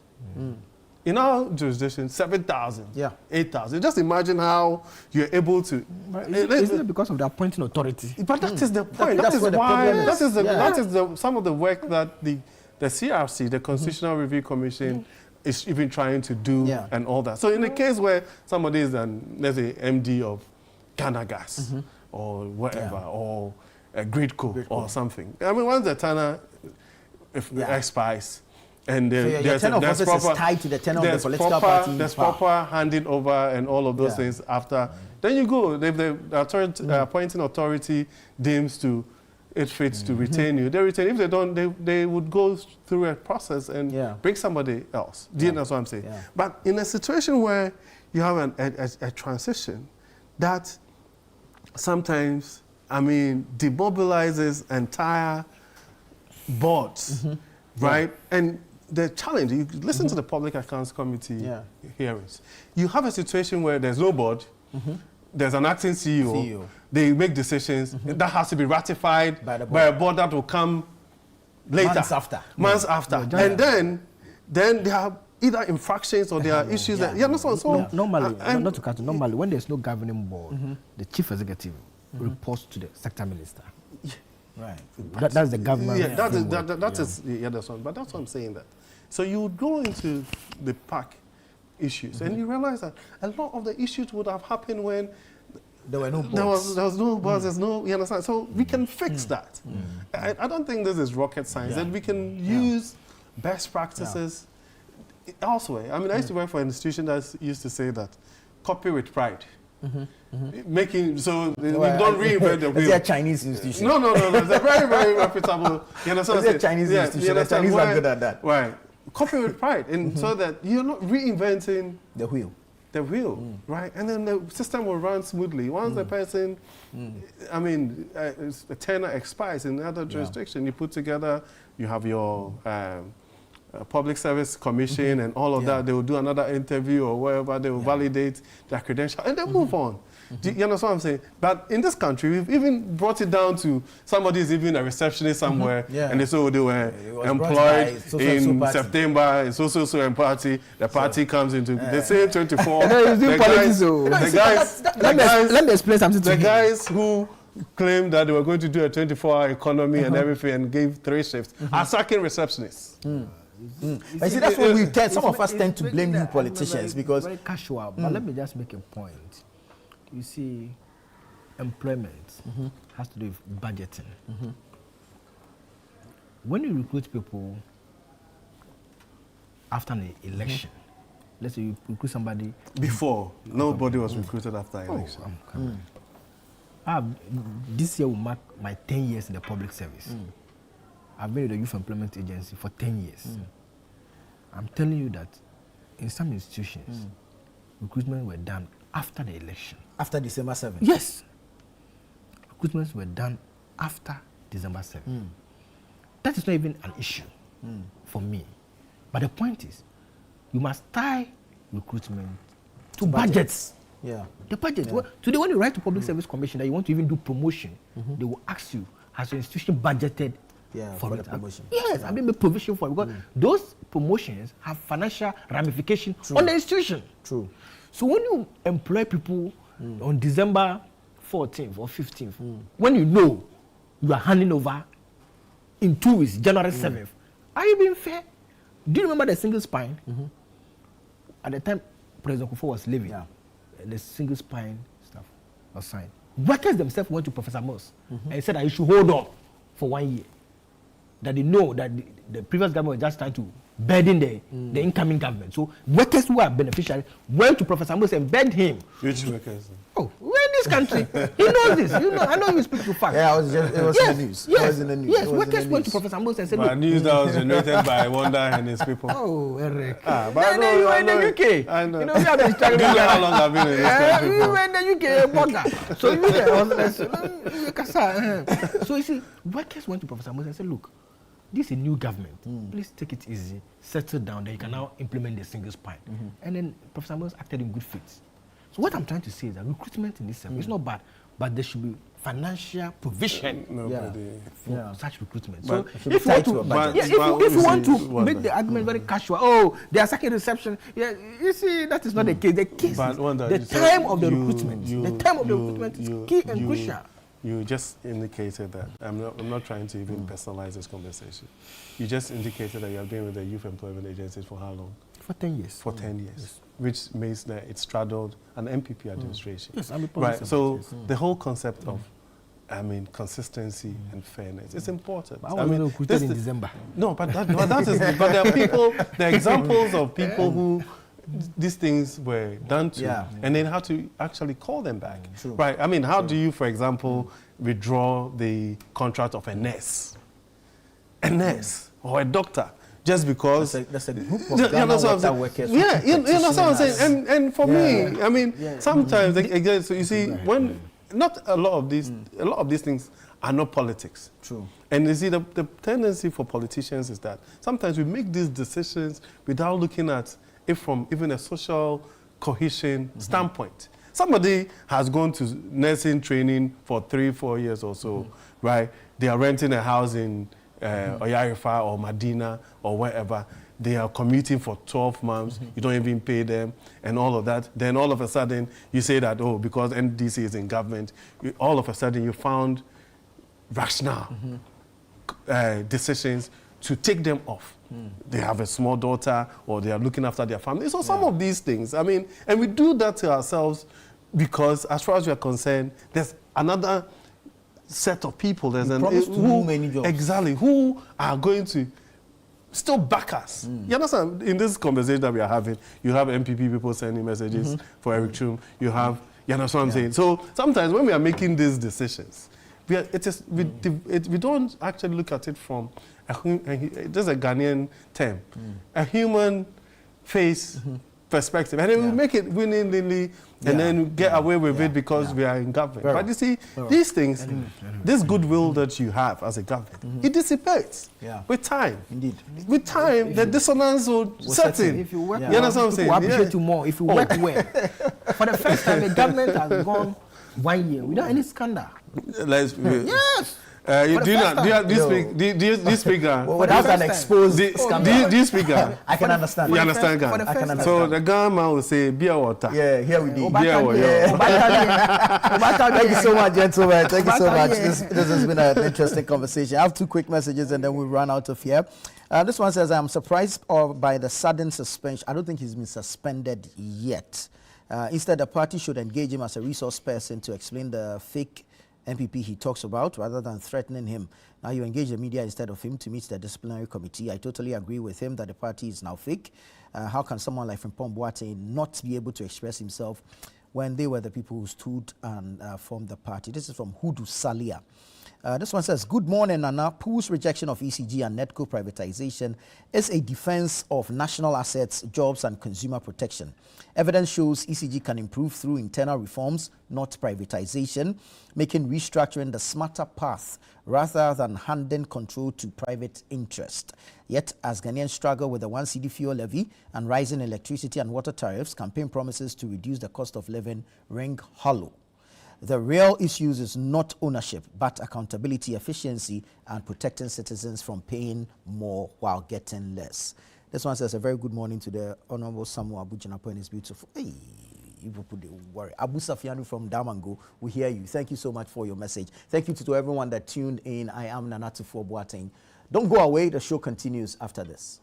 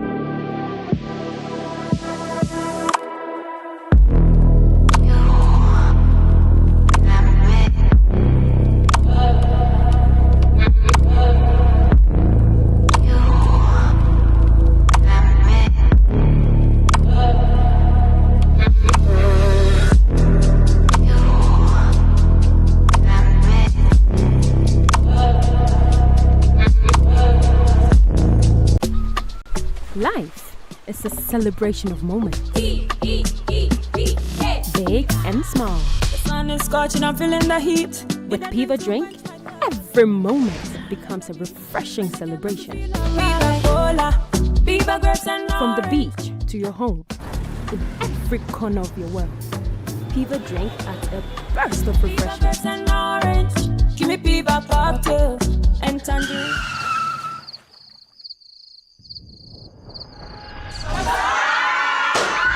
Celebrate every moment with Piva Drink.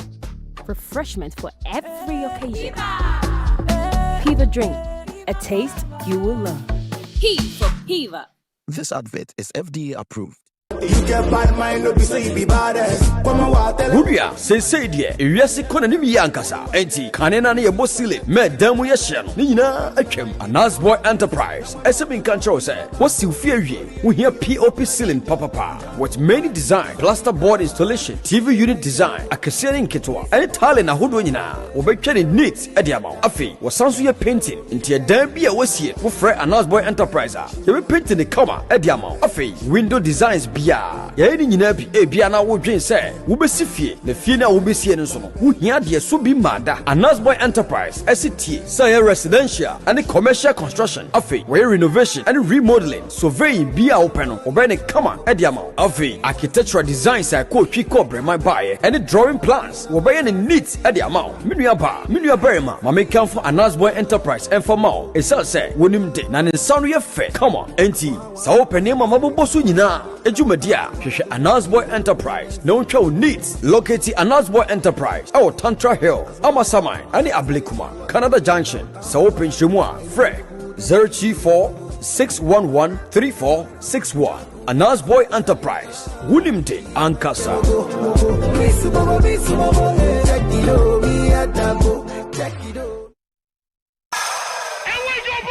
Let's get into the world of sports like never before. You know how we do it on Fridays. Join us every Friday at 7 p.m. on 97.3 City FM for Sports Panorama, your ultimate destination for all things sports. One of the biggest scandals in this country's history. Yeah. You can't spend 250 million USD and come out with that.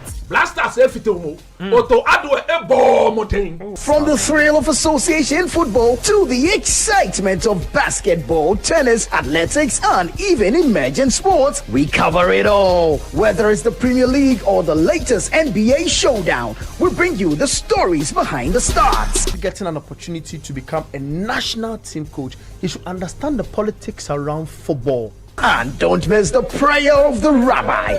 Joe was Zebaut. How Zebaut there? Zebaut won Chaboke. We're not just about the games, we're about the community. If you are going to be given this kind of treatment, then you need to be that guy.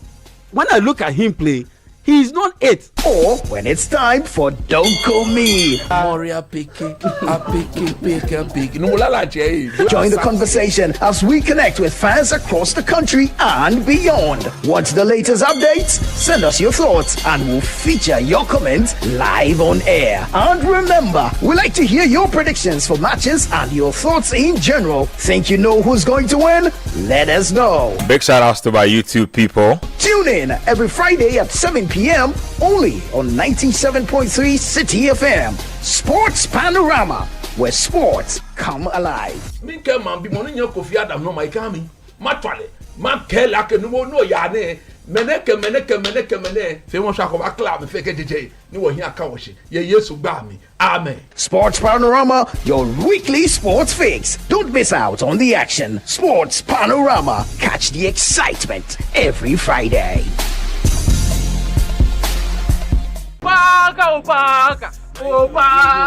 See, the way I've been suffering here. Finally, God has listened to my prayers. Let me tell you something.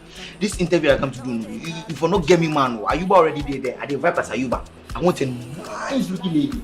Nice one like that. Get ready for all the shenanigans, the gossip, the gisting, and the jiving. The typical happenings at a Ghanaian pub, aka Sport.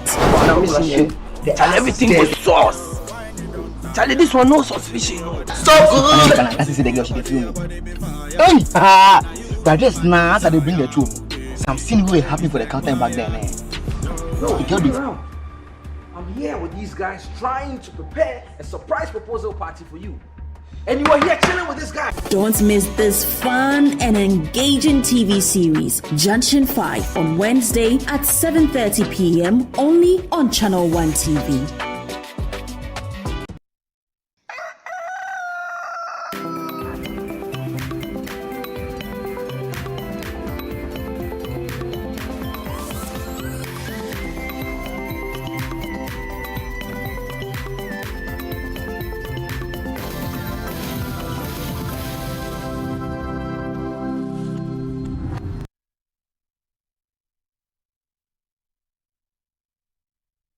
Welcome back. This is Breakfast Daily. My name is Jude Duncan. Nana Tufo Boateng started off the show with, you can say, a very exciting news review segment. From now up until 11 a.m., myself and Philip, who is my co-host, will be guiding you through what promises to be an exciting show. We have for you very big conversations. We have also some other exciting conversations by way of trends. We'll be telling you all that has been happening on social media, among many other exciting, issues that will be coming up that you don't want to miss out on the show. Philip, good morning and welcome to Good morning, Jude. Looking dapper. How are you doing? Charlie, the money, no, give me some. You sure? 2026. Don't do that. Yeah, so it's a good morning. You know that on Wednesdays, we zoom in straight to what is happening within our communities by way of sanitation, because it's a country that if you do not take our sanitation situation, it's going to escalate and it's going to get worse. Like what we are seeing right now with the transportation system. It's unbelievable. Where people have to go to work and they are battling with transport, they are battling with the cho-cho driver, rickety vehicles, getting their clothes torn and all that. So if you do not actually hold it and nib it in the bud by way of addressing our sanitation situation, it's going to be a very great concern or issue that in the long run we'll be battling with. But we've visited a number of regions on this particular show in terms of focusing on sanitation. Today, we are going to the northern region. Yes, northern region, specifically in Tamale, where we understand a landfill site there by name Bahili. Yeah, it was a Balahi landfill site. Balahi. Yeah. And the person who can really mention it to us is our northern regional. Yeah. It's funny because yesterday we were also in the northern region where we focused on the Bandai issues. Yes. Remember the Kanchina roads. Yeah, exactly. Yeah. So on the road. No, it'd be like this week is for Northern Ghana. It's for Northern Ghana. Of course, we have to take the light to there. Everything is not supposed to be in the greater Accra region. So let's go to Balahi now in the northern region. Let's bring you that issue with the landfill site. And that report was filed by our Northern Regional Bureau Chief, Shawana Yusuf, after we have conversations here on the show. Unmindful of the health risk involved, women and children who frequent the Gbalahe landfill site have reportedly abandoned farming and schooling respectively in their search for scraps to sell. The assembly member for Gburuma Wovogu electoral area, Hudu Yapdo, described the situation as deeply worrying. Instead of going to school, rather prefer to come to the landfill to search for plastics and metals, subsequently sell to make money. Our women and children contract diseases from the landfill, and the children end up not being useful to society, which is a very big concern to people and opinion leaders in the communities around. Many of the women working at the landfill site do so without any protective gear. They say the lack of alternative sources of livelihood compels them to collect and sell scraps.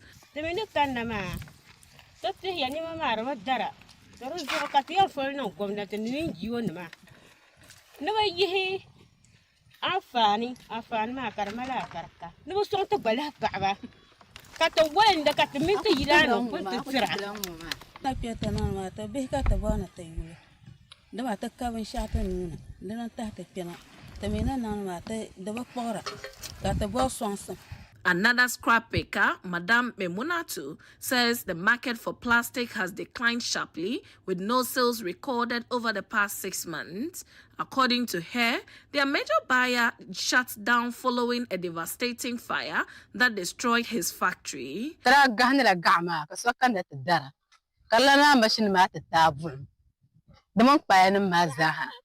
So machine Zo chira anu chanma. Tabla nyare nendaro bakana. Kata gande swanga da kulit damare yaya. Tabla nyar wundara. Kamera am me ala so me tuk garge ma me mela na kara banda to bakara. Kala isangam kule. Zo tin metro ko gwamdatsi. Wo gulen tin yinni. Meanwhile, the assembly member for the Gburuma Wovogu electoral area, one of the communities affected by the landfill, says the site, which is not fully fenced, has led to pollution of nearby farmlands, significantly reducing crop yields during harvest seasons. This place is surrounded by farmlands. During dry season like this, the wind, when there are heavy winds, it blows the rubbers into farmlands. So farm yields nowadays is very low. He further disclosed that some scrap pickers have contracted serious diseases from prolonged exposure to the waste. There are infections here. The women especially have contracted infections here, and subsequently some have been cured or some have been treated, but others pass through as a result of these infections. For Channel One News, I am Shawana Yusuf reporting from the landfill site here in Gbalahe in the northern region. So that is Gbalahe in the northern region, and the situation there is very dire. The management of the landfill site is a challenge. The women working there, because they are not getting the needed PPEs, they are looking at alternative livelihood of survival. And they are also trying to move out of the space in which they are so that they can do another form of work. But the big problem here is the health risk associated with this. What really has been done about the situation? For how long has this Gbalahe landfill site been in existence?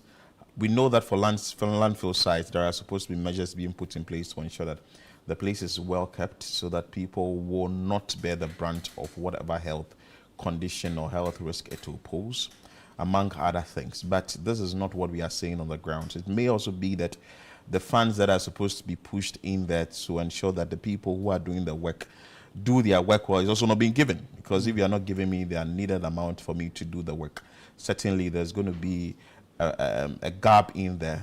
I would not be able to really deliver what I'm supposed to deliver. But Jude, this is it. I think the sanitation situation in this country needs a serious attention. And looking at what we have seen across the country with what we are just seeing right now from Balahi in the northern region, it tells you that no region is safe. No area is safe.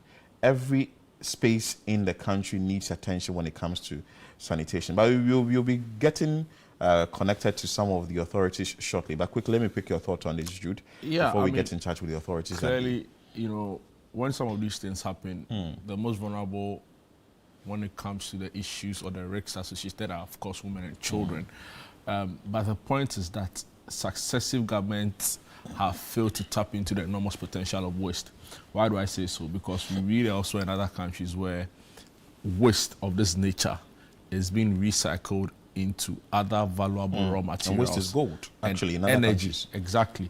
I've heard people say that, in fact, waste, for that matter, can be the new way, you know, you generate some kind of serious investments in your countries. And the part that hurts me is that it's not like we've not seen this happen, right? There are local examples you can cite. Top of my head, I can say Zoom Lion, of course. Yeah. It's not come with a lack of controversies. Yeah. They have their own issues they deal with. But the point is that you can say it is a good example of how you could properly utilize waste. I know they have some other plants trying to recycle. I don't know how far they've gone into that. But my point is, if we had treated this on a national front, you know, had a sanitation ministry that was minded about the value or using waste as raw material for energy creation and all of that. The point is, I don't even have to start big. It can be something small, and you gradually, you know. So you get the sense that we just want a very healthy environment, right? So we want to plead with the local government authorities to ensure that some of these things are met. But again, like you said, a sanitation ministry, which is very important, and we need to bridge the gap between the private sector and the government. I always keep saying this, that you move to other countries and you see that they have a sanitation authority. There has been a call on the grounds for a sanitation authority to be set up for a very long time. Like I always say, in Singapore, there is a National Environment Agency, and that National Environment Agency is supervising the sanitation situation in the country. When you go to that area or that country, you see that they have about 6 million trees. They have say that again, National Environment Agency. How different is it from what we call the Environment Protection Agency? Authority. Well, that one too could work under them, but for this is so different. You went to Singapore, right? Are their roles similar? Their roles, this role I know for the National Environmental Protection Agency would have to do with the pollution in the environment, would have to be giving out license when you want to go in for sort of mining, prospecting, you want to set up a factory and all that. But I've not seen Environmental Protection Agency going down into sanitation that much. A part of their, will probably have to check the act that, you know, establishes their or mandates their work. But I think a part of their work has to do with managing some of these landfill sites and also but there is sanitation. Also, even though sanitation is largely seen as a local government issue. You would want to have a sanitation authority. There has been a call for the establishment of a sanitation authority by the stakeholders or the players in the sanitation industry. So this authority can champion their cause. Mind you, we have various authorities. We have the Ghana Highways Authority. We have other authorities that are manning other sectors in this country. But if we have a sanitation authority, that authority would be able to check whatever is happening within a particular area by way of sanitation, bridging the gap between the private sector and also the government. Because now you speak to some of the private sector players in the sanitation space, they're like, well, much attention is not being paid to us because we do not really have someone who is speaking for us out there. Would that not create a duplication of roles?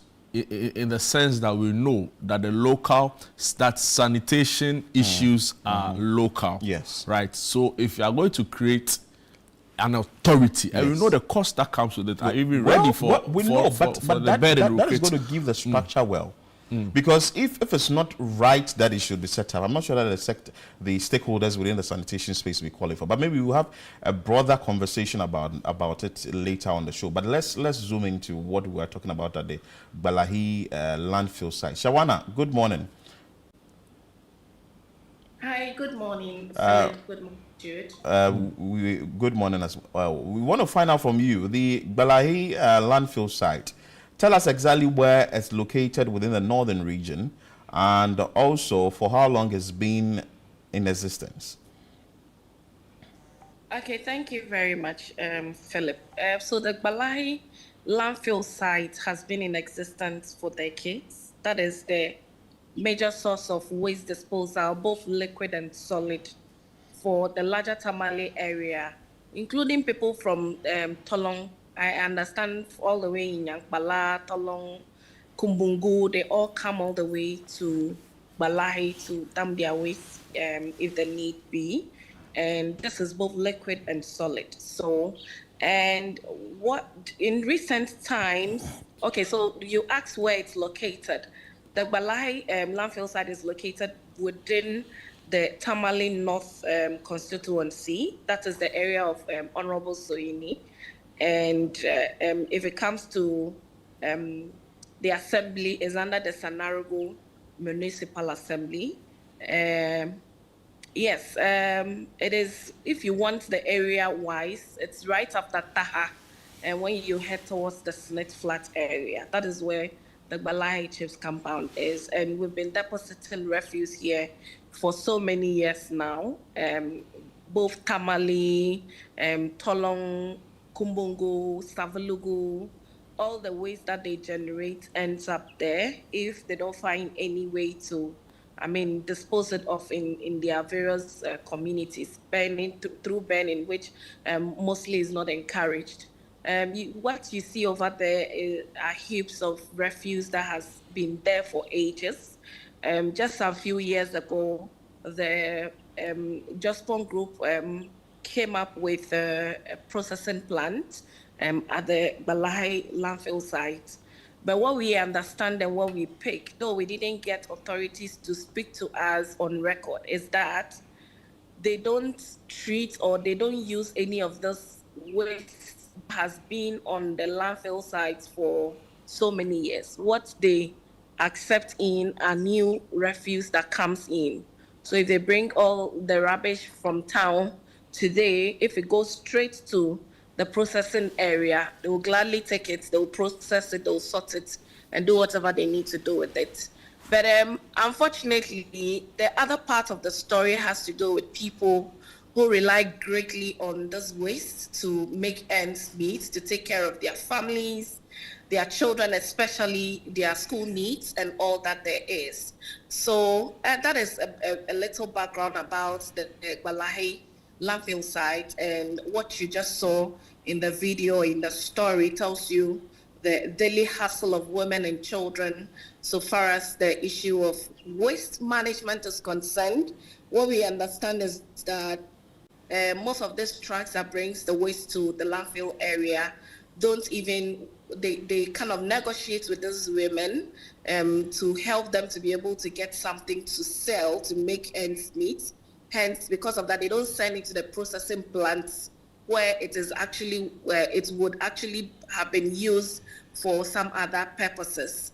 They rather go and dump it on the landfill. Then the women and children, you see them when the trucks arrive, they run after the trucks, they stay beneath it, they stay around it whilst it tries to empty, just so they'll be the best to get whatever it contains in there. So basically that has been it here in the northern region at the Gbalahi landfill site, where women have abandoned farming and other activities due to lack of other ways of making money to pick up these scraps, if you can call them. It could be metal, it could be plastic, for onward sale to those who would need them for processing, just so they can make ends meet. Children have also abandoned school. I couldn't talk to some of them because they were too young, but most of them were spotted in my shots. I've been working backwards. I captured them from their back, but I didn't want to talk to them because I didn't get permission from any of their parents to interview them whatsoever. But you saw most of them during school hours, and most of them will be there from morning to evening. The very sad part of it is that they pick these things without any form of protection, no gloves, no Wellington boots, no overall gears that will cover them from picking up any form of infection or maybe some deep cuts during the picking processes. So basically, that is just an overview of what the Gbalahe landfill site is like and what happens there on the daily. Good. So when you visited the landfill site, was the management of the place top-notch? Did you see any work ongoing there to ensure that the landfill site is really put to shape and the health risk that the residents or the market or the women will be faced with is being managed? Is that something like that there? Well, so let me be quick to add that this landfill site we're talking about hasn't got any form of fencing around it. So even if management want to manage the situation, people get to enter the space from a lot of angles. And the very day we went, the only person I saw, so far as managers of the landfill area is concerned, is just the security person who was there on the day of our visit. And yes, so on the daily, there's children, there's women, at times young men are spotted coming through to pick.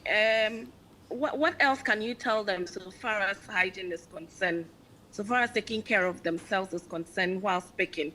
They have very little. Management have little, close to nothing to do about this particular situation. But one key thing that actually was of interest is that those women are willing and ready to switch to other source of employment. If they can get any form of employment, anything they can do that can, a decent form for that matter, that can bring them money, they are willing and ready to hop onto that. But the question is, where are they getting it from? They need any form of it could be training that can lead them to some form of menial jobs that will bring them some money or bring food on their table.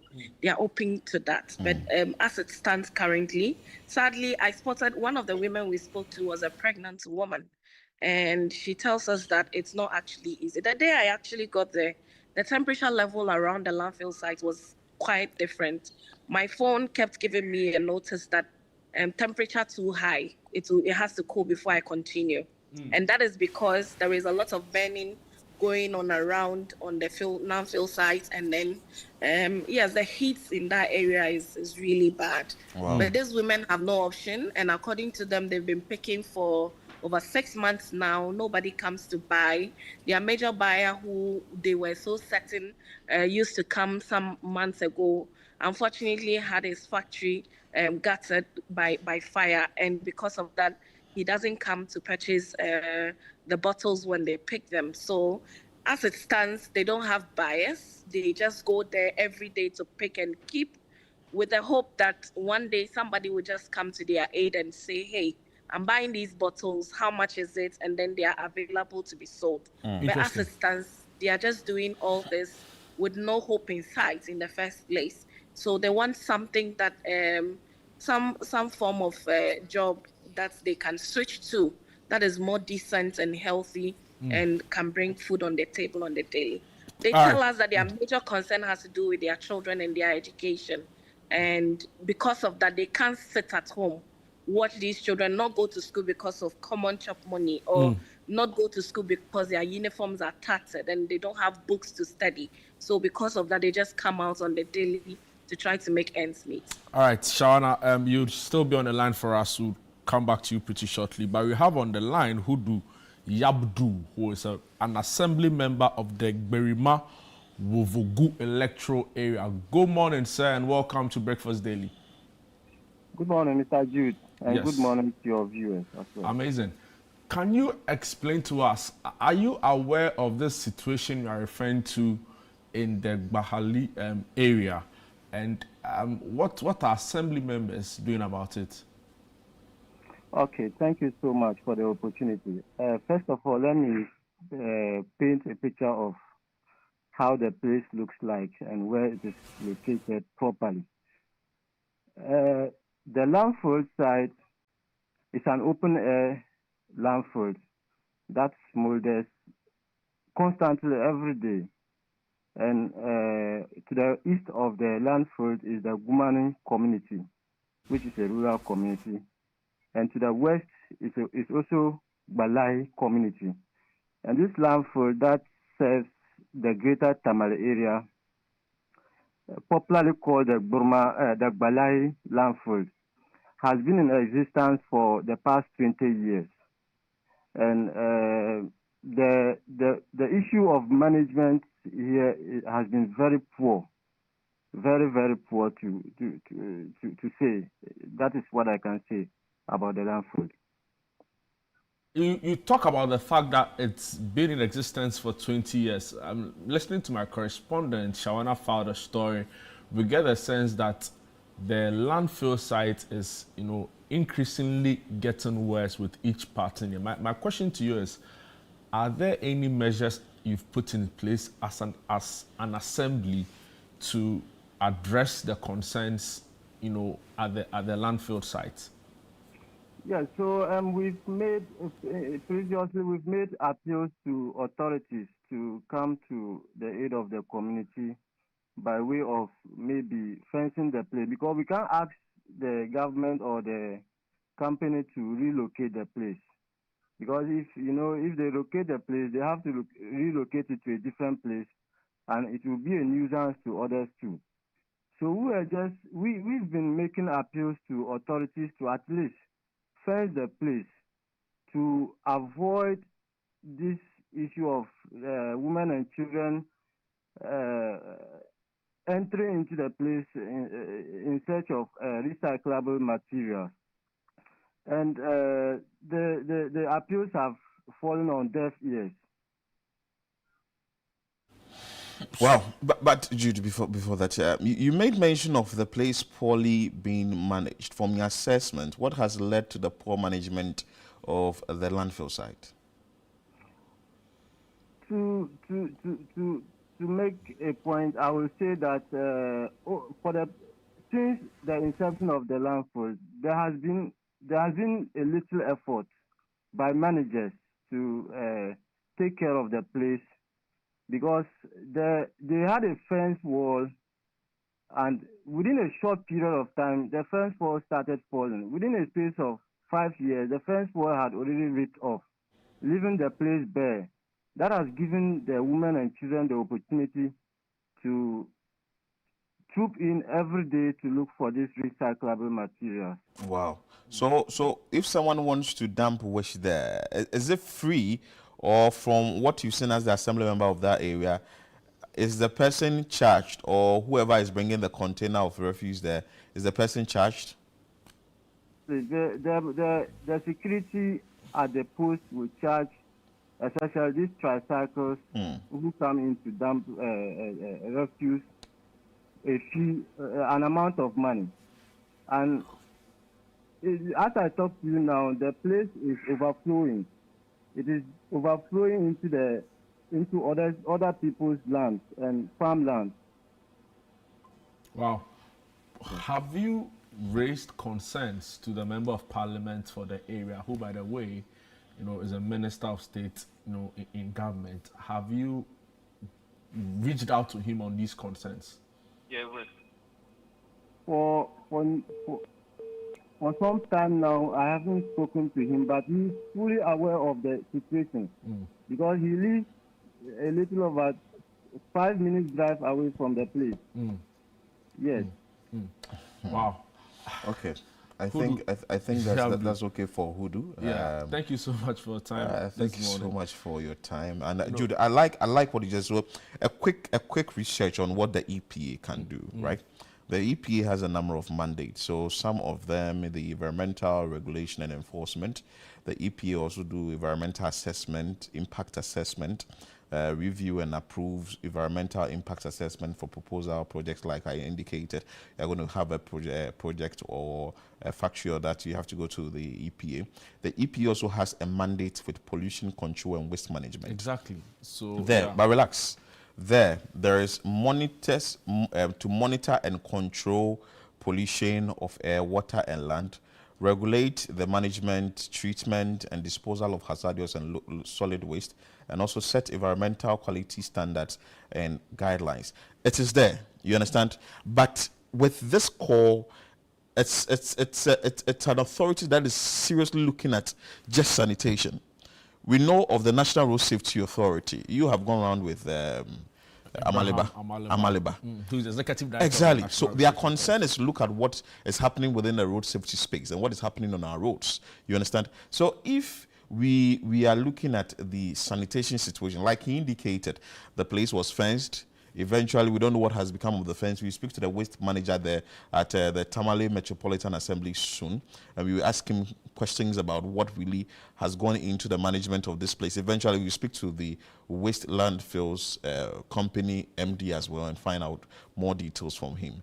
But what we are trying to paint here is that at least we must give attention to sanitation. So your proposal then is to decouple pollution and waste management from impact assessment and also like yes, because their mandate is too huge. Exactly. If we are saying that EPA, this should fall under EPA like you are arguing, agreed. But I think their mandate is too huge. And the last time too, we also made mention of the local government minister. Look at what is happening recently with the transport. Do you know that is on the next of the local government minister, the transport minister and the roads minister?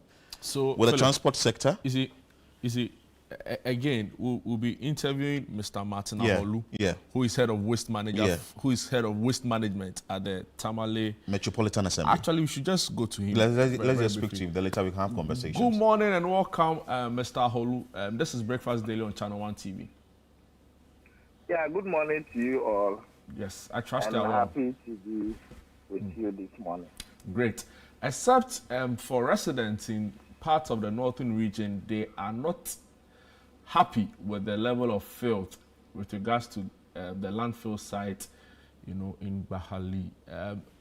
Are you aware of this? Balahi, thank you very much for the question. But what is the meaning of that name, Balahi? It's a community in the northern region, and these are from the Dagombe. So the name is in Dagbani. Actually, I'm not from here, so I've not attempted asking the meaning of the meaning of the name. Okay, that's fine. That's fine. That's fine. Fair enough. Go ahead. The question really is, as head of waste management, I'm sure this has come to your notice. I'm more interested in what you are doing to rectify this. Are there any measures put in place so far? Yes, there are a lot of measures put in place so far. The Balahi is the waste treatment hub of the Tamale Metropolitan Assembly, or even the Greater Tamale. When I say the Greater Tamale, we have other adjoining districts that share boundaries with Tamale Metropolitan Assembly. Yeah. Tamale is the only Metropolitan Assembly in the whole 5 northern regions in Ghana. So the level of salt at the landfill side usually is over-exaggerated. This is a landfill site. It's an engineered landfill site commissioned in 2006. We've anticipated a generation of solid waste to the tune of 100 to 200 tons daily. But this is a situation where Tamale is growing at an exponential growth, and waste is being generated at a certain level where we are now receiving over 500 tons of waste per day. The challenge is not at the Balahi landfill site. Challenge is within the metropolis, where we are having a logistics challenge, where waste has to be cut from the central business district and the various communities within the Tamale Metro and adjoining assemblies to the final disposal site. So at the final disposal site, let me tell you the kind of treatment facilities that are there. We have the landfill site. That is the traditional one that we have, and it was commissioned in 2006. It was a World Bank project, so it has all the accoutrement inside that befits it as a sanitary landfill site. Then we have recycling and compost plants, which was constructed with the support of just one group of companies called Aricop. Which is also functioning? Yes, it's functioning. Okay. Yes, so it was commissioned in the last quarter of 2024. Then we have the conventional liquid waste treatment facility. This conventional liquid waste treatment facility treats the fecal sludge from the city and into compost and other facilities. Then we have the medical treatment facility, which also targets the various clinics, hospitals within the metropolis and its adjoining assemblies to treat the biomedical waste, safely disposed so that it doesn't bring any problems. Then we have the septic treatment plants, what we call stabilization ponds. It's also that was what we were using to treat the fecal sludge and the leakage from the landfill site. You know, the landfill site allows water to seep in, but with there are pipes that have been laid under the waste, such that it collects those water from the waste. And this water is highly dangerous. It's hazardous. So we have a special unit that it channels into that chamber for treatment. So this is what we have at the landfill site. So it has a lot of, in terms of waste management or in terms of waste treatment, we have all these kind of treatment facilities at the Gbalahe landfill site. Interesting. So it's not only the landfill site, but it is have other treatment facilities. Wow. So you mentioned that this landfill site was commissioned in 2006. So clearly it's been in operation for 20 years now. Can you also elaborate on some of the containment measures you have in place? And when I say this, basically for the uninitiated and those who don't really understand the standard procedure with which you manage the waste, what are some of the measures? What do you do with the waste even when it's brought there? Please come again. Hello. I'm not too clear with the question. Yes, my question to you is to elaborate on some of the containment measures you have there at the landfill site. Before, after it's been committed? Yes, please. Oh, okay. So what we do is that we receive waste from the city in a form of unsegregated waste, bulk waste. Because Ghana, we have not started segregation of waste. So waste from the organic, metals, paper, plastic, everything boxed together is hauled to the final disposal site. So at the receiving cell, the trucks just dispose it off, and then we have a dozer that runs on it in a form of compacting the waste. Then after that, a thin layer of laterite is spread on it. Yes, so that is how in the initial stage was done. Yes, so we do that to contain the waste and also allow more space for the waste to be received at the cells of the landfill. Okay. Will you say that 20 years of the landfill being in existence, the management of the landfill is still top-notch?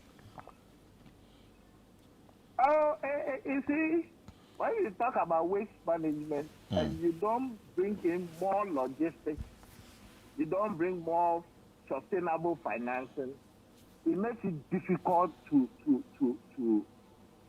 get to that level. Even internationally, they are finding ways to stop the landfilling because it's very capital intensive. So they have now bringing more circular into the system, where waste is segregated and then the recyclables is selected and diverted from reaching the final disposal site. Very true. This is what, going forward, this is what Zoom Lions or just one group of companies came in with the conversation that we had with it. Yes, ARICOP. Yeah, so that's now very this true. time, ARICOP is now trying as much as possible to make sure that all the recyclables are diverted from reaching the landfill site. Beautiful. So the organic fraction of it is also diverted into compost, such that we can use it to improve the soil condition of the agricultural farms that we have within the space. Mr. Holu. So this is what is. But he made mention of funding into this particular space. Is it that right now we don't have enough money into it, or there are some monies that are owed, some maybe the waste managers or something? How much is really has gone into it now, or the arrears? And what is the plan for the payment? Okay, for now, we are happy. I'm not a politician, but we are happy that you are a the technocrat. current government. yes. So we are happy that with the 2026 budget, we have seen that government have made some provision of 400 million Ghana cedis for the ARICOP. For the ARICOP. So it gives a sign of relief that this time around we'll be able to be paid and they will continue their work. Once you don't pay them, they are also a business entity and they need to make profit. Even though they are trying to salvage the environment from all these fruits and other things, they are also in to make business profit and pay their workers. So now that the current government have dedicated funds into that, it means that we are going to achieve a top-notch kind of treatment facility for the waste, especially for the recyclables. Interesting. Thank you so much for your time. But before that, are you saying that going forward, this kind of practice where we have the waste being dumped or get to the landfill site, we should move away from that? But as the waste management head at your municipality or metropolitan assembly, what are some of the challenges you say that ARICOP is facing? For that reason, maybe achieving this may be difficult. Well, the major difficulty was the funding. And you know, they have started their facility to meet the demand of the Ghanaian populace. That is, the system that they have is all round. All round in the sense that they are able to have machines that will segregate the waste into various substrates.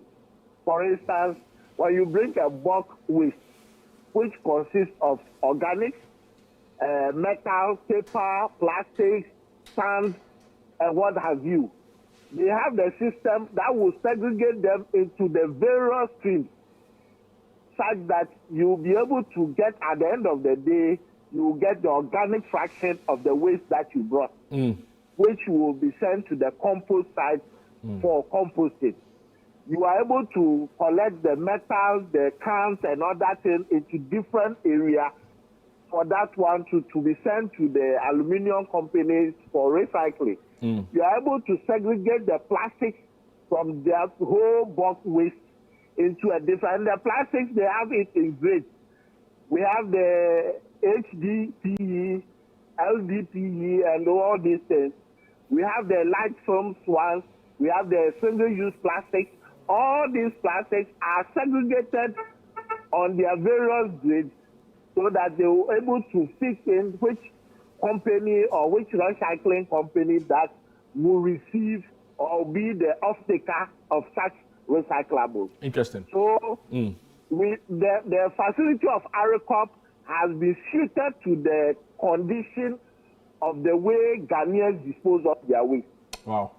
Thank you for your This patience. time around, Yeah, this time around too, on the one front, we are looking trying to practice circular economy. So this time around, we don't see waste as waste, but we see recovery or resource, and that will help us to be able to safeguard the other resources, the virgin resources that we have sustainable. So this is what I want to address for us. I have just two quick questions for you, right? Okay. Yes, and of course, thank you for your patience, with us this morning. There are concerns that over the years, institutions like the Environmental Protection Authority and even the local assemblies are not best placed to deal with sanitation concerns, and for that reason, calls for the establishment of the Sanitation Authority has become rife. In your estimation, is that a way to go, looking at issues around sanitation and where the future is headed? Yes, I think that is the way to go. It's when we have an authority that regulates the activities of sanitation in the country, I think it's the way to go, because there are lots of changes that we have in the waste stream. When you talk about sanitation and its intricacies, you realize that sanitation is not one man's job. It's an act involved with responsibility. Yeah. For instance, if it in terms of solid waste management, I am the who is the generator of waste. But the law also stipulates that once the waste is generated and is made available and tagged as waste, it becomes the bona fide property of the assembly within which that waste is generated. So it makes it the bona fide property of that assembly, and that assembly is supposed to actually regulate the movement of that waste to a final disposal site such that it is disposed of sanitarily and wouldn't bring anything. Waste is associated with other biological problems, chemical problems, and other things. Interesting. Yes. So for you to be able to do that, you need a dedicated office who will look at the various policies and programs so that it will be in conformity. It's not like a situation where Tamale Metro is doing a different thing, AMA is doing a different thing. It will coordinate the activities within the waste sector. Exactly. Interesting. Exactly. We also read somewhere last year that the President of the Republic, His Excellency John Mahama, planned or had, government had plans to ban the styrofoam, the takeaway packs as we commonly call it. There have been also enhanced calls for the ban of plastics. As a key player in the space, what are your views on these issues? Yeah, you see, calling for banning is a bit, it's not that too harsh. It's just that it's going to throw away some people from business. But that one, if you look at it to the detriment of the economy and then to the environment, I think banning is the way to go. Because if you go around now, this is what we are harming our with. Though those packs are more handy, and so we are not able to go in, purchase those foodstuffs or food items with our own utensils and anything, but rather going for those things, do it indiscriminately. These are petroleum products. which are not biodegradable. Even if it takes a longer time and not doing whilst we are alive. Wow. So making it impossible for us to use will help our environment to be more accommodating. And so less of filth, right? Yes, exactly. And you know, in the European countries, it's difficult to ban. But what they did was that anytime you pick those things as package, you pay extra money on it. It's true. And even though, apart from that, those who are into the production of this are not even paying the EPR, the Expanded Producer Responsibility. They are not paying for it. So once you go and procure it from outside and we use it, now taking care of it in terms of waste management becomes the problem of the assemblies and the central government. And how much is government paying for actually containing those things, which is bigger because of the extent to which we are using it. Everybody is using it. So if you are asked to pay something small to be able to handle it, it will be good. But if the government would take a bold decision, then they should ban it because it's giving us a lot of challenges. Wow. You walk around the whole city and you see those waste indiscriminately disposed of, and as if we don't care about what we do in the country. So if the president wants to ban it, yes, it comes with, whatever you do, it comes with some penalty that you pay for it. But let's see whether those penalties are dire to the extent that it will affect the economy or affect the environment. If you see this one, though it will affect the economy in one way, but not too much, rather we enjoy better. So if you trade it, it's like banning it is very good. And I support what the president wants to do. Mr. Holu, we are so grateful for your time. But finally, before we let you go, we are still very concerned about the state of the Gbalahi landfill site. Very briefly, maybe in few words, what will it take the country, right, to do to improve the conditions at the landfill site? We've read online about how other countries are generating energy and other valuable raw materials from waste. You've also spoken about other initiatives and all of that. But what can we practically do to improve the state and also make the environment much more conducive for women and children especially? Yeah, so what we have done is that government, through the Ministry of Local Government, have identified some Korean experts. They were here last year, and we are looking at tapping the methane gas to energy. And in so doing, we could trade on the carbon credit. So there is this facility by the Swiss government that will support us when we are able to tap the methane gas for energy. Then we are also looking at, once we are getting funds from those aspects, we will have enough money to pay for the service provider who is maintaining the landfill site. Currently, it's the waste landfill that is maintaining the landfill site on behalf of the tax. Do we know where these Koreans, do we know the background of these Koreans you mentioned? Yes, they are energy tech from the Korean country.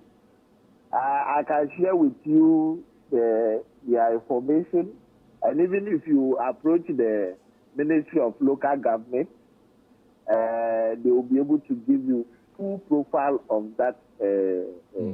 And when is this supposed to commence? They have started their feasibility study,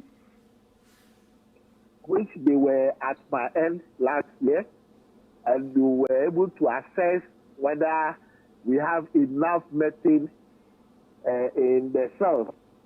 And they realized that the device they brought saw that we have it in a commercial quantity. And so once they come, they will be able to sanitize completely the site very well and also continue dumping. But this time, because ARICOP is in place now, the landfill site will only receive residual waste. I mean, waste that cannot be processed for recycling or for any other useful product, that will go to the landfill site. So it will be a minimal injection of waste that are more of residual.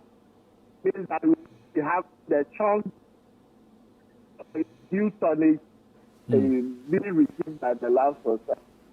Mr. Then Martin also- Aholu, yeah? Oh, you want to go ahead? You want to go ahead? Yes, so we have identified these waste pickers who also actually get to the.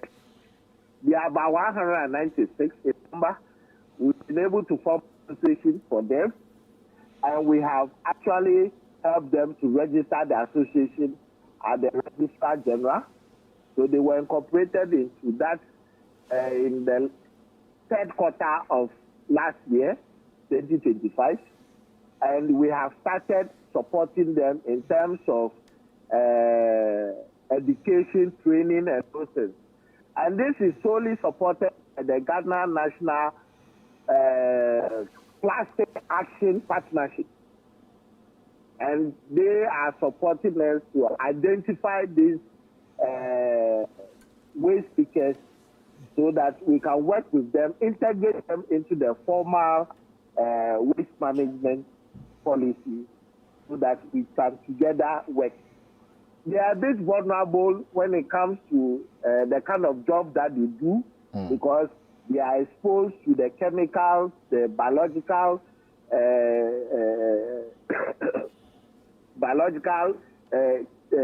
agents, and they are also sidelined. And then they are being manipulated by the middlemen because when they go and pick those recyclables, the middlemen come in and say, I'll give you this for all this that we have collected. And because that person too is hard up and seriously poverty-stricken, he has no other objection than to accept whatever the middlemen are saying. So we will have to look at it and regulate those middlemen and know the standard pricing for all the recyclables that we have. So bringing them together to be able to form a formidable force where the middlemen cannot break into them and then be treating them like any other person. So they've had the backlash of being more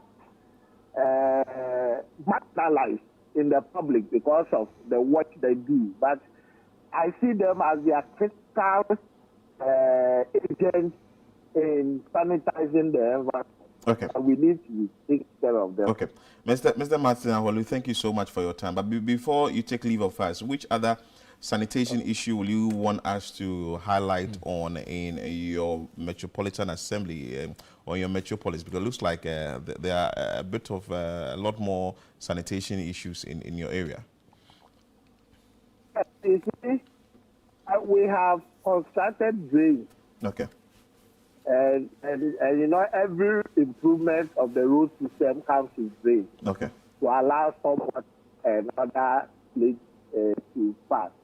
But it looks as if most people have decided to dump their waste into the. Oh, they are dumping their waste in the drains. And you know, this thing happens all over the country. Okay. Accra, when it's raining, you see people coming out to dump.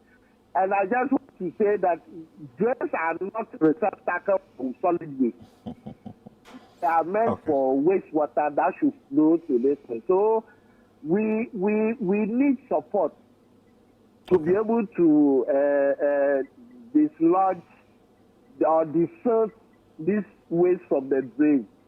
Once we are done, then we will wage a campaign that whoever is seen dumping waste in the drains, that person will be dealt with. Okay. And then, yes, and the support for the cleanup exercise is on. Okay. And the communities are really happy about that.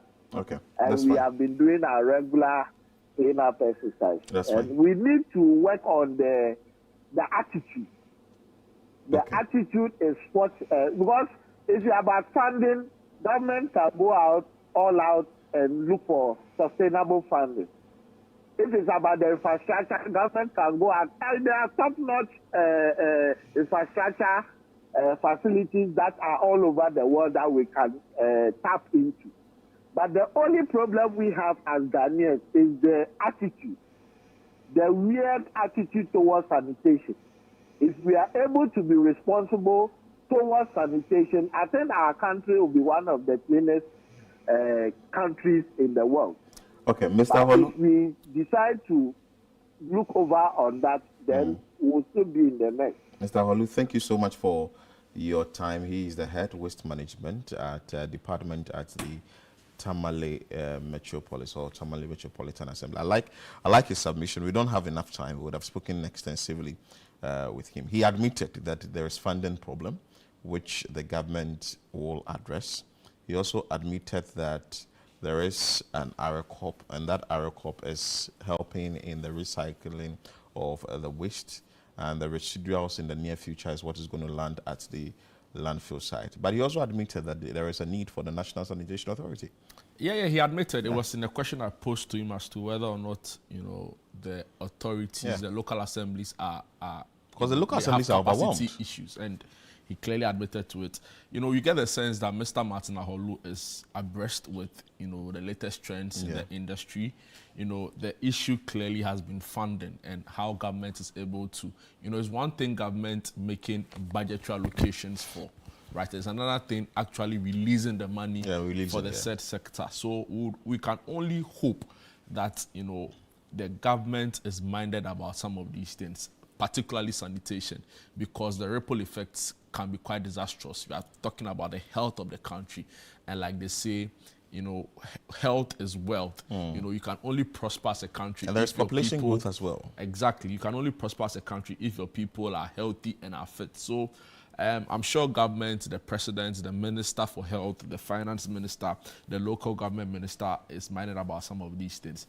But while we await or hope that government is able to create a sanitation authority, even if so they are minded to do. What can we also do in our small way? Existing, structures in place should be looked at. So what am I talking about? The local assemblies. Every MMDC or the DCs have environmental units in their offices. The municipal assemblies have, waste management departments. These people shouldn't go to the office, sit down 9 to 5 and leave. They should have proper KPIs. They should be charged with ensuring that active work is being done. What are some of the ways they can do it? Public education, sensitization, like we just saw Mr. Enforcement. And enforcement. Like what we've seen the Lankwantanan Madina Municipal Assembly do, and they have sanitation task force working. With that Madina thing they did on the traffic mesh thing, right? Yeah. If you look at the area very well, you get the sense that even the sanitation just around that area has improved. Totally. It has really improved significantly. So in one breath, they were trying to tackle traffic concerns, but it's also addressed sanitation issues. The point is that, the assemblies should be doing much more than they are doing now. We also have the Land Use and Spatial Planning Authority, LUSPA. It's a big authority, but for some reason, their work goes under the radar. My point is that we should be able to reach out to all of these groups and say that, this is the kind of funding you get. What are the results you brought on the table? We should be able to see proper results from they are literally in charge of spatial planning and land use, right? So all of these issues around landfill sites, to an extent, falls under their purview. So yes, we'll go after EPA, yes, we'll go after the assemblies, but other agencies responsible should also be up and doing. And I think that, it's about time we really focused on, another thing, just 10 seconds. The assemblies, they focus so much on sanitation, even though they are so, they lack capacity in other serious areas. And that sort of affects all the other issues they're supposed to deal with. It comes with discipline. So for example, when we started a discussion, you talked about transportation. The assembly in part, is supposed to deal with some of these issues, right? But they are so focused about baller, such that they neglect. So you may be right. Maybe we need a sanitation authority, to be the clear agency mandated fully to deal with some of these things. Because I think that, it's a ticking time bomb, and we can't continue to, treat it as business as usual, because it gets to a point where it completely gets out of hand. And we are just one major outbreak away from a complete collapse. And see, we saw what COVID did to us, right? We don't want to go back to those dark times.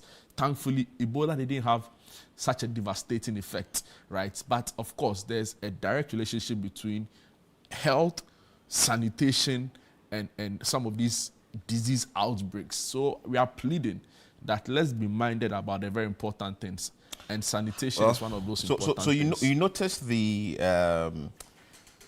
head of Waste Management Department, Tamale Metropolitan Assembly, made mention of the managers of the waste landfill sites, and we are having the managing director, Waste Landfills Company Limited, on the line. Dr. Peter Dagadu, we've had a number of conversations with him here on set, on the Bone landfill site and Dasdam site and other landfills or dam sites across the country. But this is also under his purview. Good morning, Doc. Good morning. I trust you are doing well. I'm fine, and also good morning to your cherished listeners and viewers. I'm very well, thank you. And thanks for asking. Thank you. Doc, first of all, I want to find out from you, what can you tell us about the Gbalahi landfill site? The previous speaker spoke extensively about the site. However, it is a very critical public asset, especially for the north, where you don't have a lot of infrastructure, sanitary landfills in that part of the country. So it's a strategic public sanitation asset that should be given the fullest of attention to enhance public health and environmental health as well in that particular geographical space. If you say the fullest attention, what particular attention should be given, if you can break it down for us? Well, we all know how sanitation is critical. It's a critical public utility service that once it's absent can create a lot of public health, environmental health, as well as reputational challenges for all stakeholders, especially the local government authority as well. So it is very, very critical. It's an investment that needs to be protected so it can serve its functional purpose, that is to enhance the public as well as environmental health. This being under your company and your management, how has the management been like for the past 19 years? Because it's in its 20th year now. Well, the sites can be counted as one of the few sanitary engineered landfill sites across the country. There are about 5 or 6 in the country as we speak now. So once this particular facility came up 19 years ago, it was something that we gave a lot of attention to. The Metropolitan Assembly, that is TAMA, went into an agreement with us since 2015 to provide management services for that particular site. Initially, the engagement went quite well until the past 3-4 years, where there has not been any funding for managing these particular sites. Oh, so you've been doing it for free for the past 3-4 years? We have struggled to provide the necessary management interventions to keep the site in the way it's supposed to be like. So I was asking you, you've been doing it for free, or you've been managing the place for free for the past 3-4 years. Is that it? Well, the last payment we received was about just under 2 years ago. So for the past 2 years, we have been in constant engagement with the Assembly as well as the ministry to see how there will be some payment so that we can continue to provide the services that we do. And without this, I must say that without any, if we don't have any minimum financing for this particular facility, then the challenges that we face would continue to persist.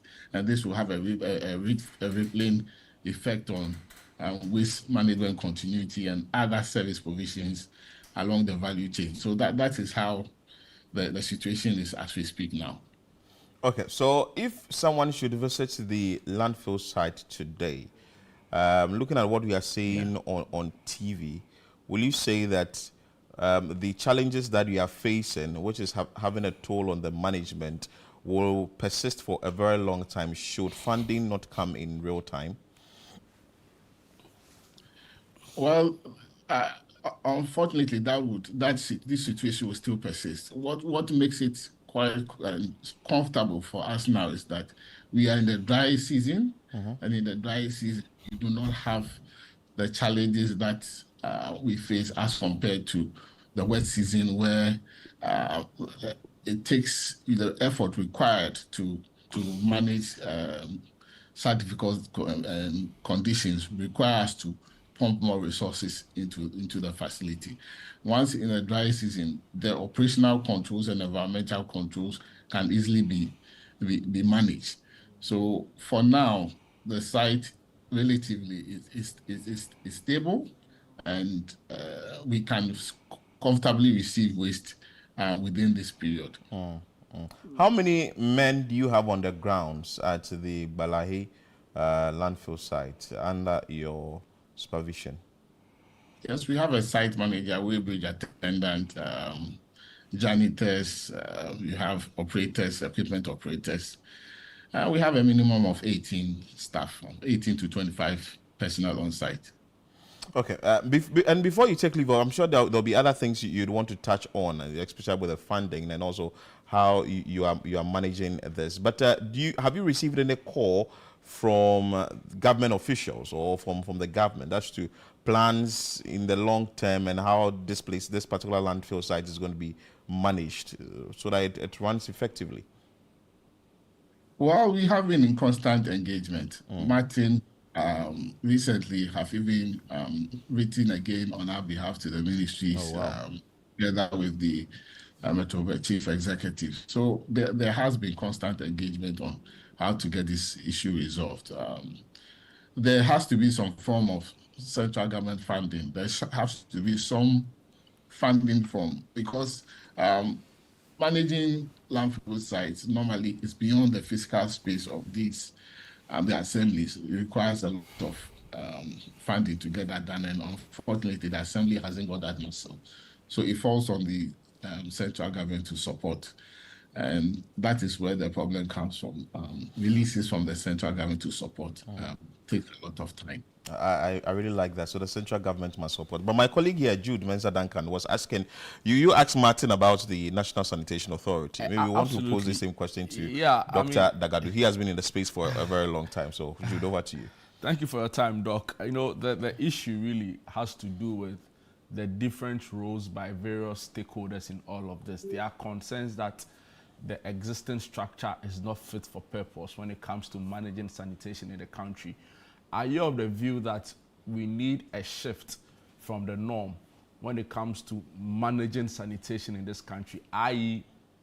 possibly the creation of a sanitation agency or authority to manage filth? Well, if you look at the fundamentals,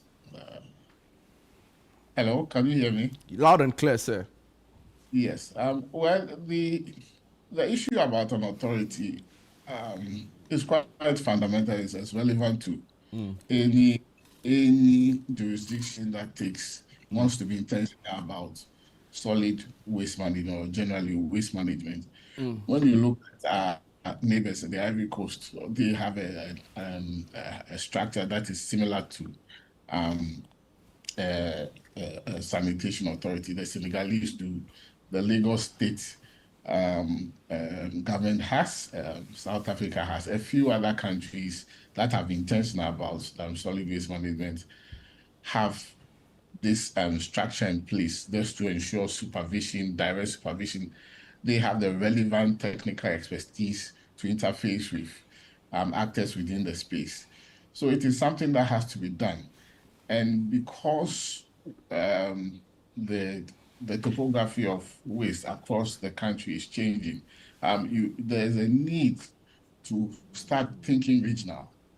Regional in the sense that we need to start having shared facilities amongst MMDAs. For instance, the city, the Greater Accra region is made up of about 29 MMDAs. Every MMDA hasn't got the muscle to develop separate waste management infrastructure. There must be a way to have a regional facilities for them to all use. And this is where the Sanitation Authority can play a critical role in setting up these regional facilities. So we should not take this imperative for granted, and we should find ways to start moving in that direction. We were disappointed when, in fact, from my own personal position, I thought since the sanitation ministry was going to be scrapped, maybe there would be something like a sanitation authority to fill in that gap to provide that concentrated services for sanitation and waste management issues, which is very, very critical for the protection of environmental health and public health. Interesting. We also know of the existence of state institutions like LUSPA, the Land Use and Spatial Planning Authority. Will you say they have a role to play in all of this? And if so, what can they be doing as an agency to address some of these challenges we've been discussing this morning? Well, you cannot decouple land from waste management. Waste management requires a footprint. Waste management requires brick and mortar. So land is very, very critical to any planning activity, any waste management planning activity or endeavor. So land is critical. We must zone areas for waste management. Currently, even areas that we have zoned for waste management are seriously being encroached. The Gbalahe landfill that we have focused on this morning actually was about 10-15 miles from the city center of Tamale. But the development has caught up with the site as we speak now, and there are residential units just beyond the in close proximity to the site. In fact, the road was actually constructed from the city center to the site about 20 years ago. Electricity was extended to that part of the area just purposely for that facility. So that tells you how critical this infrastructure is to city management as well as public health and so on and so forth. Unfortunately, we have not been intentional. We do not take these things seriously. So the zones, the enforcement has been very, very weak. And that has rather exacerbated some of the challenges we are facing now. So I clearly, these stakeholders are critical. And once they are empowered to work and fulfill the purpose of their creation, we should be fine. Okay. Unfortunately, that's the case. Okay, Doc, thank you so much for your time. It's always a pleasure having you on set to join us for us to talk about sanitation issues and also to talk about landfill site issues. That's Dr. Peter Dagadu, who is the Managing Director for Waste Landfills Company Limited, and he made mention of the fact that there has to be funding, because whatever big thing you are doing, there has to be an amount of money being put into it to ensure that the work is done and it's done well. Also, the fact that the government has to prioritize sanitation. Priority is very important, because if you do not prioritize it and you put it in maybe first 21 to 20 and it's at 20th, it becomes a very big problem, because when it comes to sanitation, like every other sector that we are focusing on in this country, be it roads, health, economy, education, or whatever it is, we also need to focus on the sanitation sector or industry to ensure that whatever work we are doing will also help the environment. I always say this, the big man who is sitting in this office, eating that food, drinking the water, using that waste, that paper bag or whatever, or the polythene bag or whatever, where is its final destination? That is what we are supposed to have at the back of our mind. Like Mr. Martin Aholu indicated, you have been to Canada, so maybe you know what it is. Why don't want to play tickets for me? You see, I mean, what need tickets? When you move outside the country, you always want to use other countries as a yardstick. The reason is, when you go there, you buy something, maybe water, or you buy food, and you're asking for a paper bag or a polythene. The next minute they'll ask you is to pay for it. Yeah, they charge you, that's true. And it's a way to, this sort of that encouragement is not there for you to this encouragement there. There's a word for it. There's a tax name for it. Yeah. Good. But yeah. So it's actually going to tell you that tax. Yes, it's going to tell you that, hey, I need not to take this because it's going to add up to my cost that I'm already spending or the money I'm already spending. So when you're moving out, you either take something that will help you carry your food around. If you have a paper bag or you have a polythene bag, you're going to use that polythene bag or that paper bag for a very long time. So I think that it's a conversation that we must have.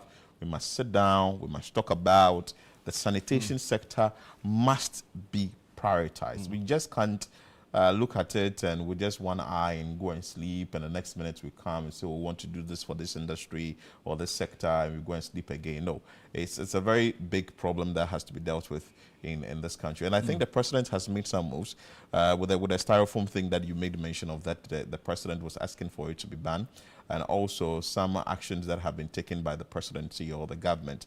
But there need to be a step further.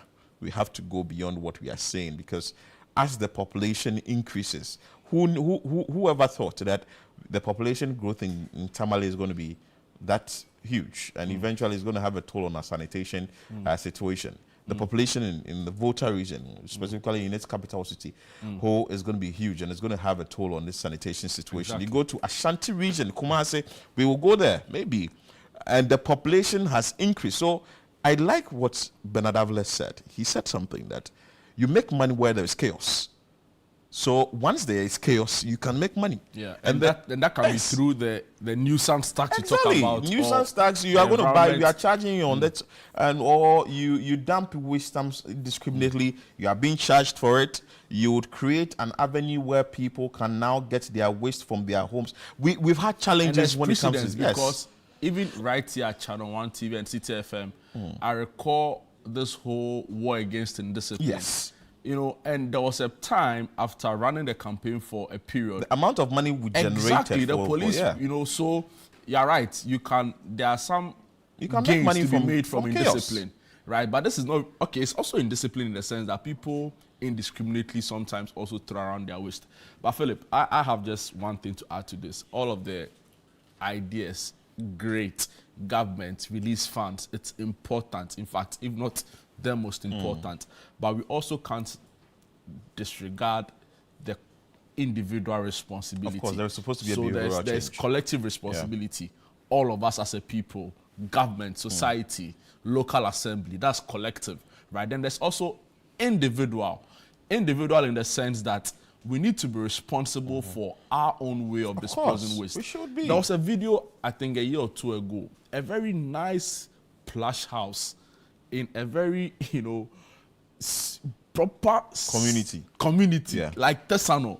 You know, for the life of me, I can't understand how somebody would do that. You couldn't think far. You know, then it's raining. Then you think the best way to dispose of your rubbish is pouring out in the rain. Rainwater, so that it gets wet. It will end up in your house. Yeah. So the point is that while we push and advocate for the collective, let's also be minded about our individual But do you know when we talk more about sanitation in this country? When there's flood. We'll go for a quick break. When we come back, we have more for you on Breakfast Daily on Channel 1 TV.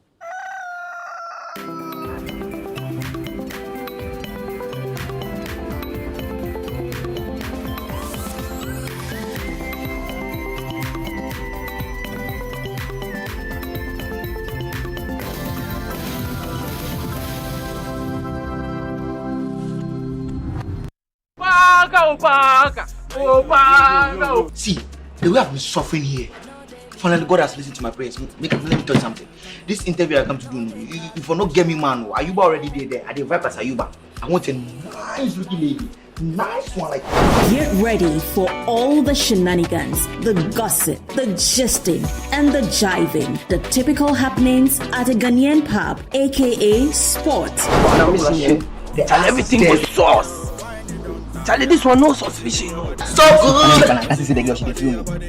Hey, but just now after they bring the two, some scene will happen for the counter back there, man.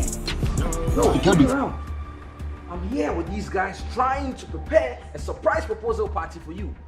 And you are here chilling with this guy. Don't miss this fun and engaging TV series, Junction 5, on Wednesday at 7:30 p.m. only on Channel 1 TV.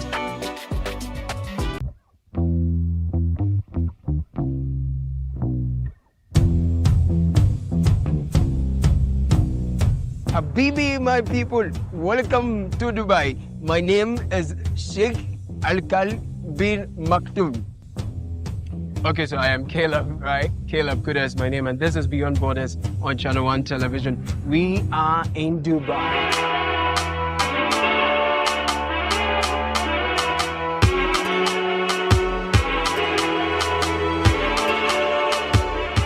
So join me. Let us explore the allure, the beauty, and the reality of life and living it in Dubai through the eyes and the experiences of our compatriots. Imagine 6 people, 10 people sharing a common room together. If you're not to match your chinampe, no, complain there in the sense, why do I share one rooms now? It doesn't smell pleasant. Or haunting no complaints now, baby, into the fear and Dubai is one of the most organized, highly resourced, and well-endowed countries you would find. You've been here for 7 months. Yes. Without a job. Yeah. How is it like? So hard. Tell me about it. Struggling, renting and feeding is so hard. Every frame per second of their lives in Dubai tells a story, and we've got it all captured right here on Beyond Borders, only on Channel 1 Television. So don't get told, don't miss out. Catch these compelling stories of Ghanaians in Dubai only on Beyond Borders on Channel 1 TV. Beyond Borders airs every Wednesday at 6:30 p.m. only on Channel 1 TV and is brought to you by Copen Hospitality.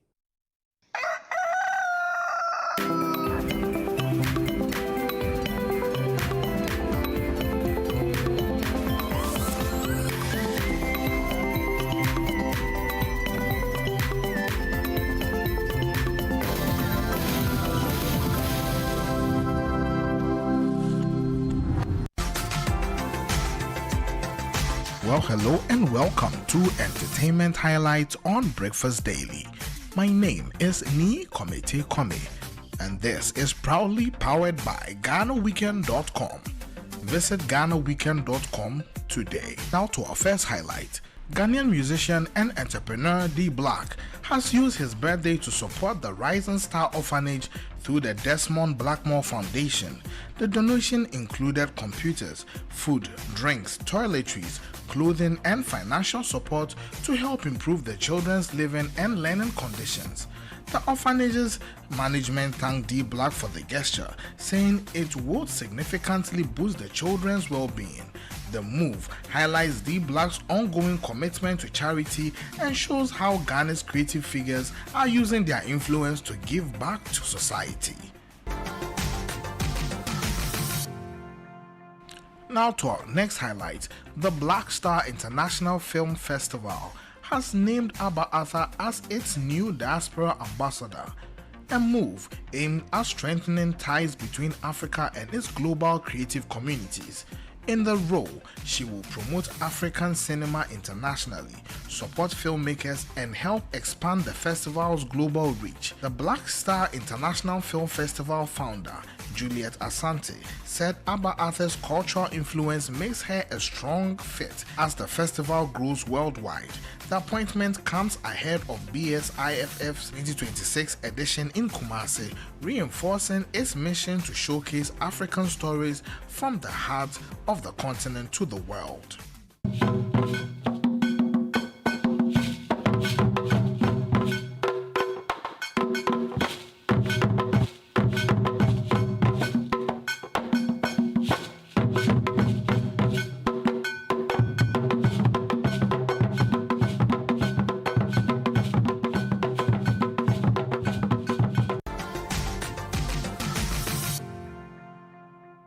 to our last but not the least highlight. American streamer iShowSpeed is using his Africa tour to challenge stereotypes and show the continent through the eyes of black creators telling their own stories.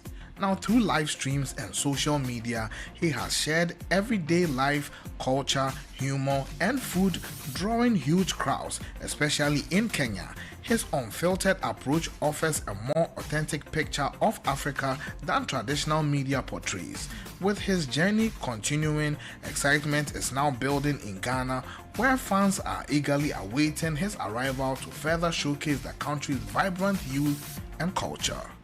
And that wraps up today's entertainment highlights on Breakfast Daily. From music and movies to cultural and celebrity news, we'll keep bringing you the stories shaping the creative world. I am Ni Komete Kome. Stay tuned for more.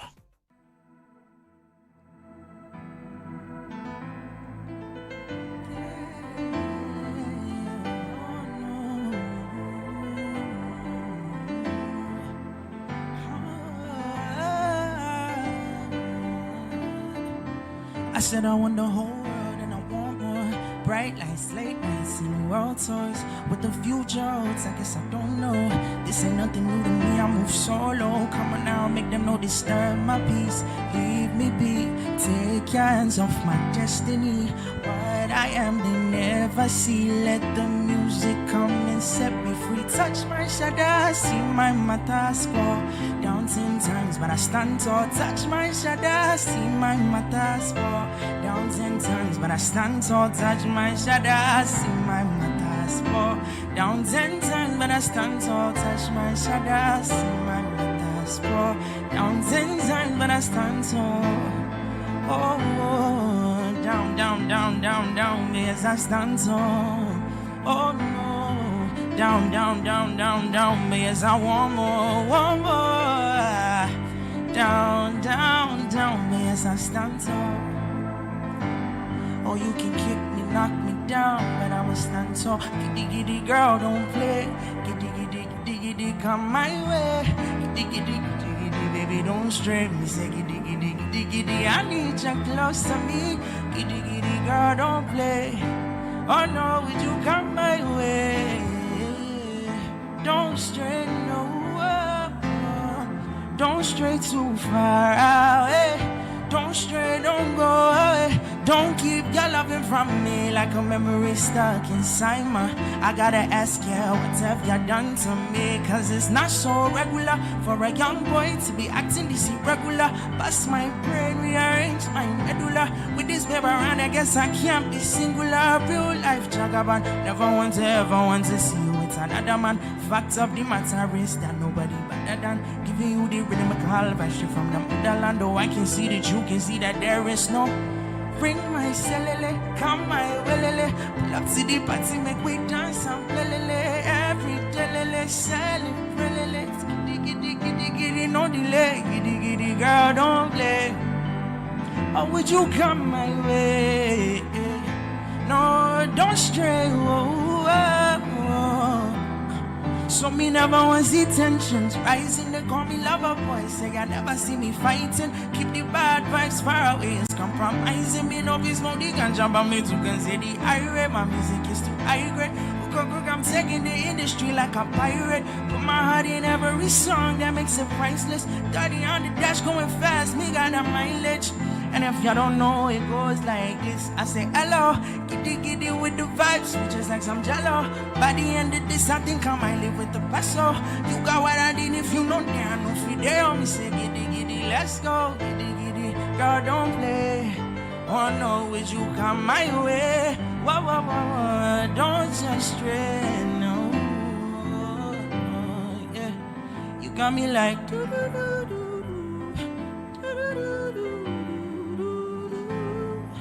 Oh no, oh no, oh no. A very lovely morning to all the beautiful people back at home and watching. If you're seeing me on your screens now, I go by the name Kelali, aka The Lover Boy. These singles you just heard me perform, my very first singles, Stand Tall and Giddy Giddy. The one I'm about to perform right now is Love Doctor, my first official release of the year and my current single. So you You can get it now on all streaming platforms. Enjoy.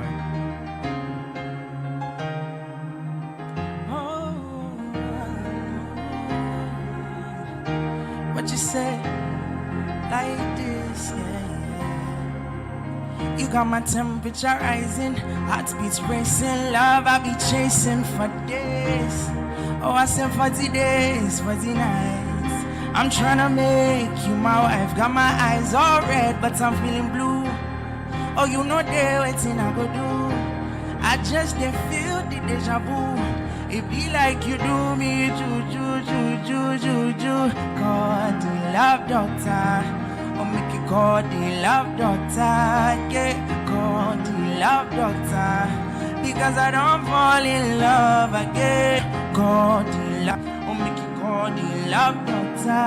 Yeah, call the love doctor, because I don't fall in love again.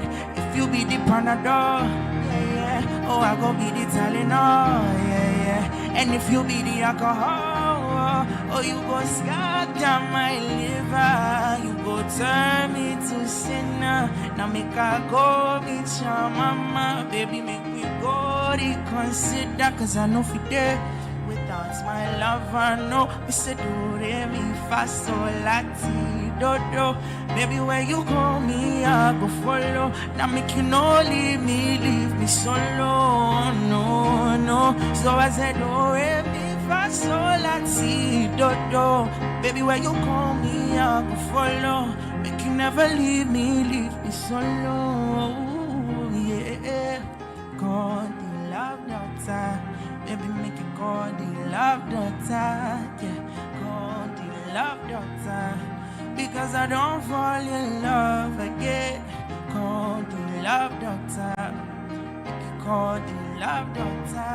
Yeah, call the love doctor, because I don't fall in love again. Cause I don't follow. Cause I don't follow. You never know, say I follow. I don't follow, cause I don't fall in love.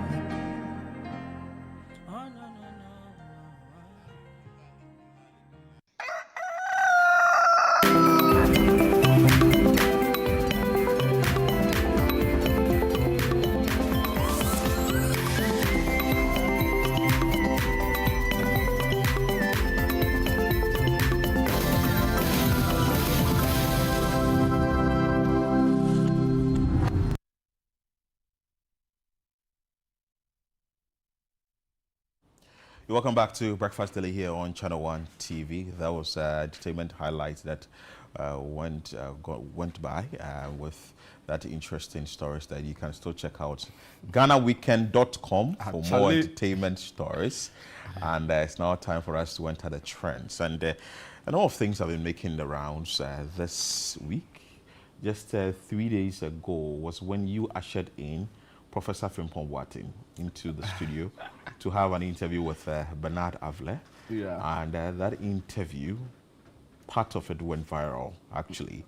And a number of people have been talking about the interview, especially with the New Patriotic Party, where Professor Frimpong Boateng made mention of the current crop, or the current administration, that is the NPP, is fake.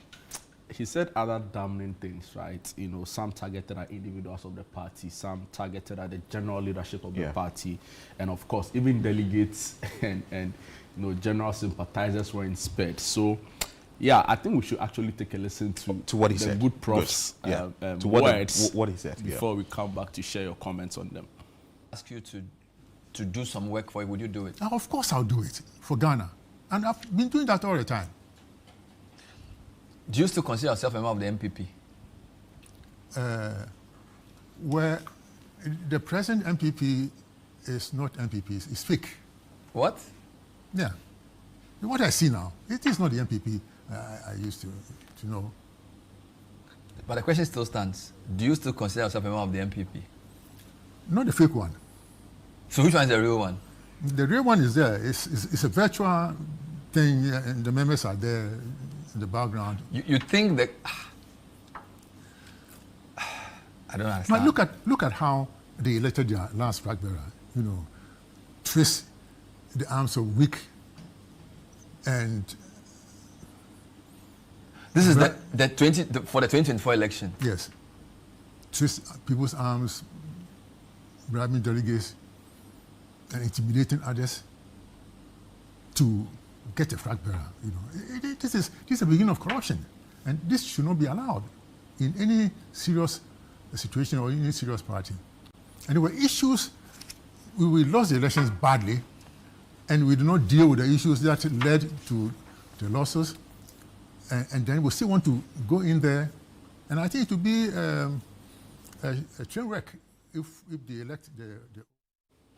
Wow. As if, of course, that would mean that the New Patriotic Party's current leadership, through the General Secretary, will respond.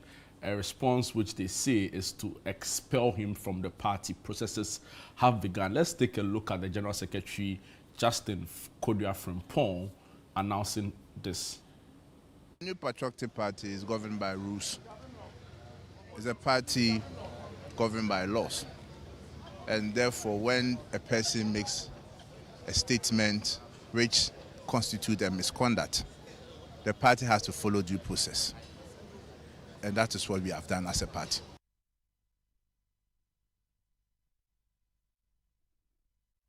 So you just heard the General Secretary of the New Patriotic Party in an interview with my colleague Hansen at German, you know, full after the Supreme Court case on the Pandai, you know, possible rerun.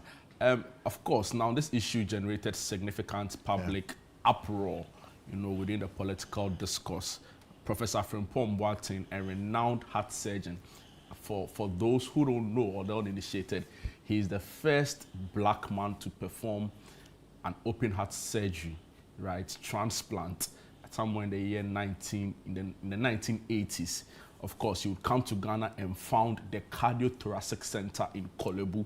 Now, this is also the first major, you know, facility that takes care of heart-related issues. So he's by no means, he's clearly a big person in terms of stature, in terms of, you know, accomplishment within the health sector. Space, yeah. You know, in fact, he's been awarded by successive governments, you know, from Rawlings. And in 2007, he was part of the 17 that contested to become MPP flag bearer. But that didn't go well, too well.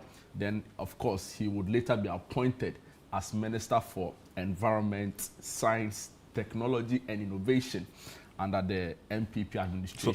So when someone will argue that maybe he knows what he's saying, but anyway, it's up to you to also tell us what you think is happening and what Philip, you make of it. Maybe when somebody of that stature talks like that, right? You know, of course, there are people who say that he's entitled to his own opinions, right? There are also others who have said that coming on the back of a very disastrous election, you need certain bigwigs within the party to all rally towards uniting the party, you know. But that also can't discount the fact that there are certain issues, you know, that people feel aggrieved about that needs to be resolved. But as to whether it was right for him to have used certain words on certain personalities. So, for example, in relation to Dr. Bawumia, he described him as a train wreck waiting to happen should the party go ahead to re-elect him as, you know, flag bearer.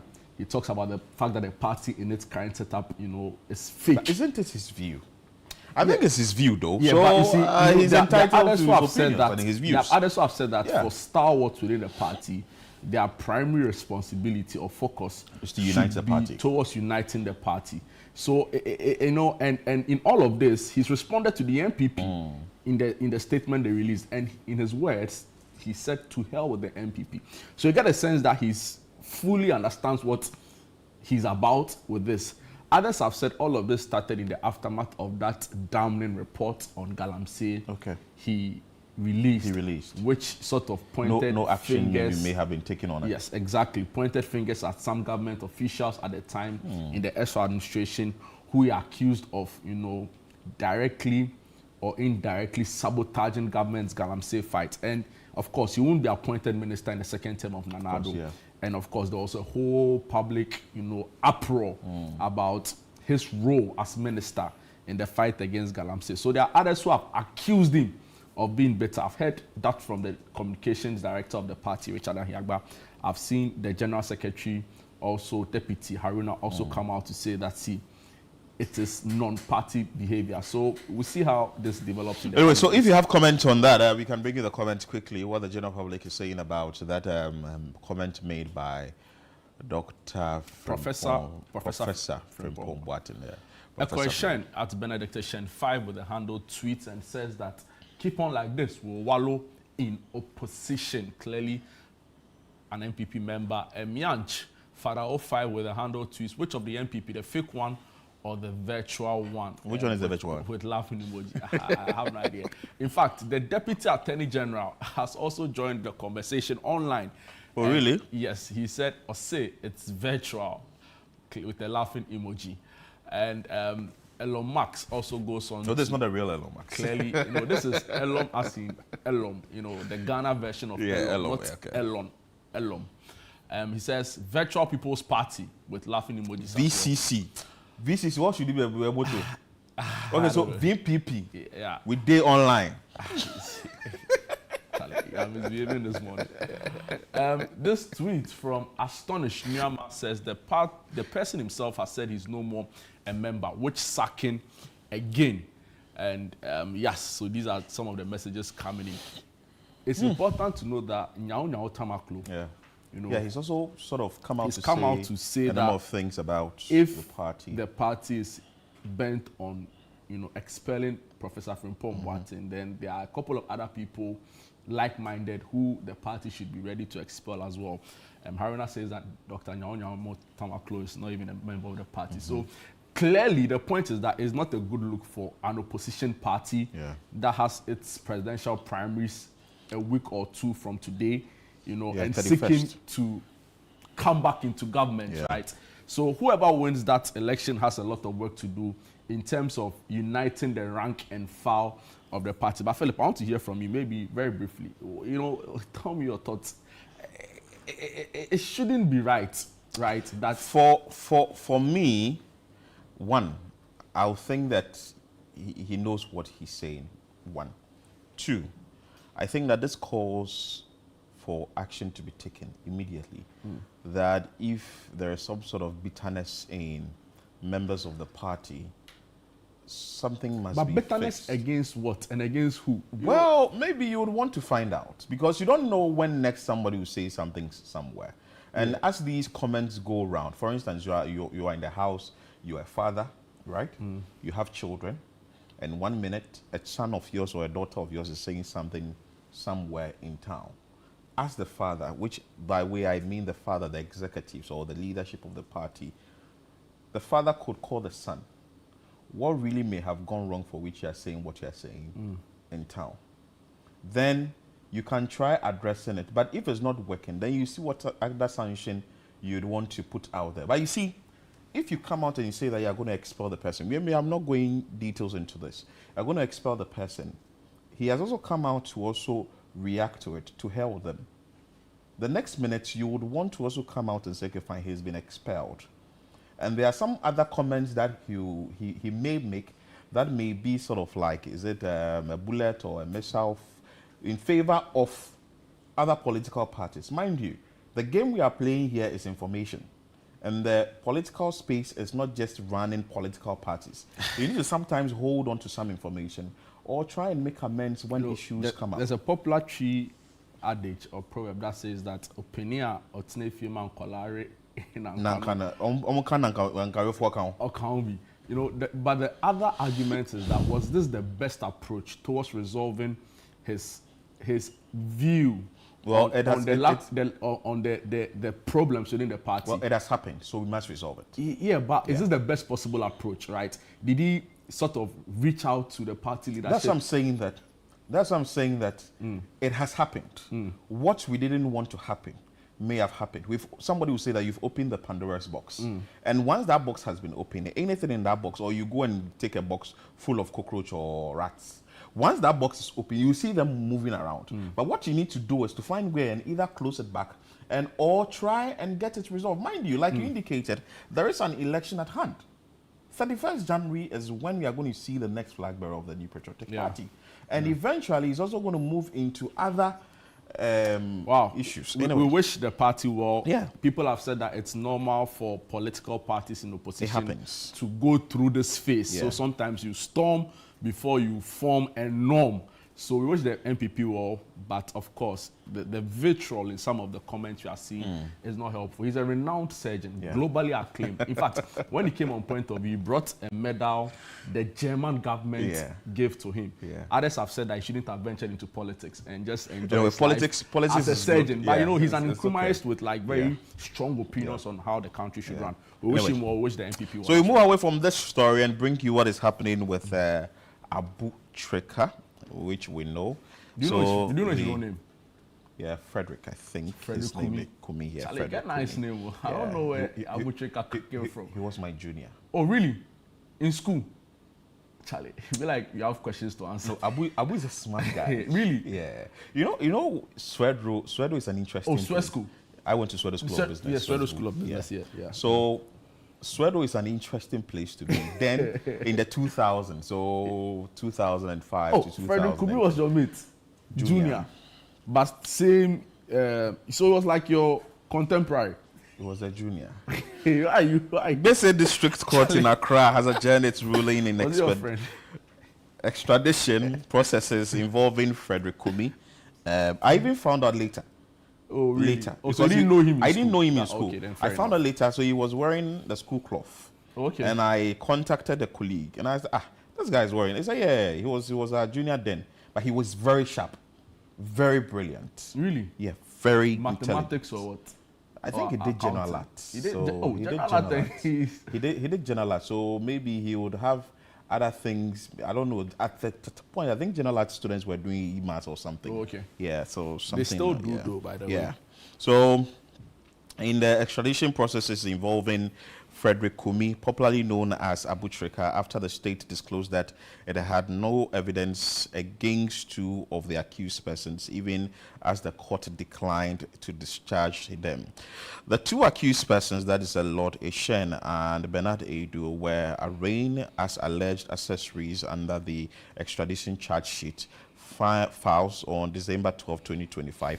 However, the state told the court that investigations had been concluded and there was no basis to continue the proceedings against them. So there was an adjournment that was done yesterday in court, and the court presided over by Justice Benis Akon declined the discharge any of the accused persons and adjourned the case to February 7, 2026 for ruling. So February 7, you'll still be visiting that story again. But people have been commenting about Abu Trika's issue, the $8 million in the Hope issue. So this is what you can see right now. Yeah. All these comments, all these guns are for what exactly?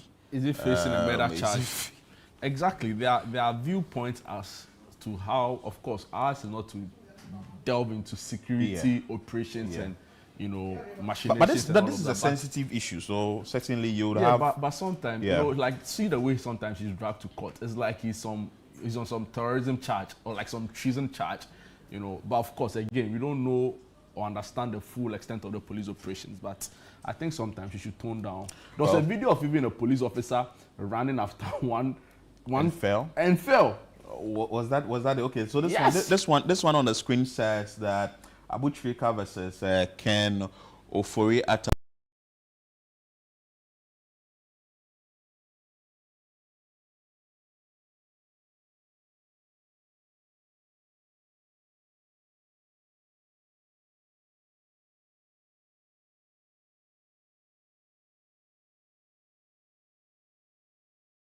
Nothing like more crime and okay, so may justice be served and those on the side of justice win, you say.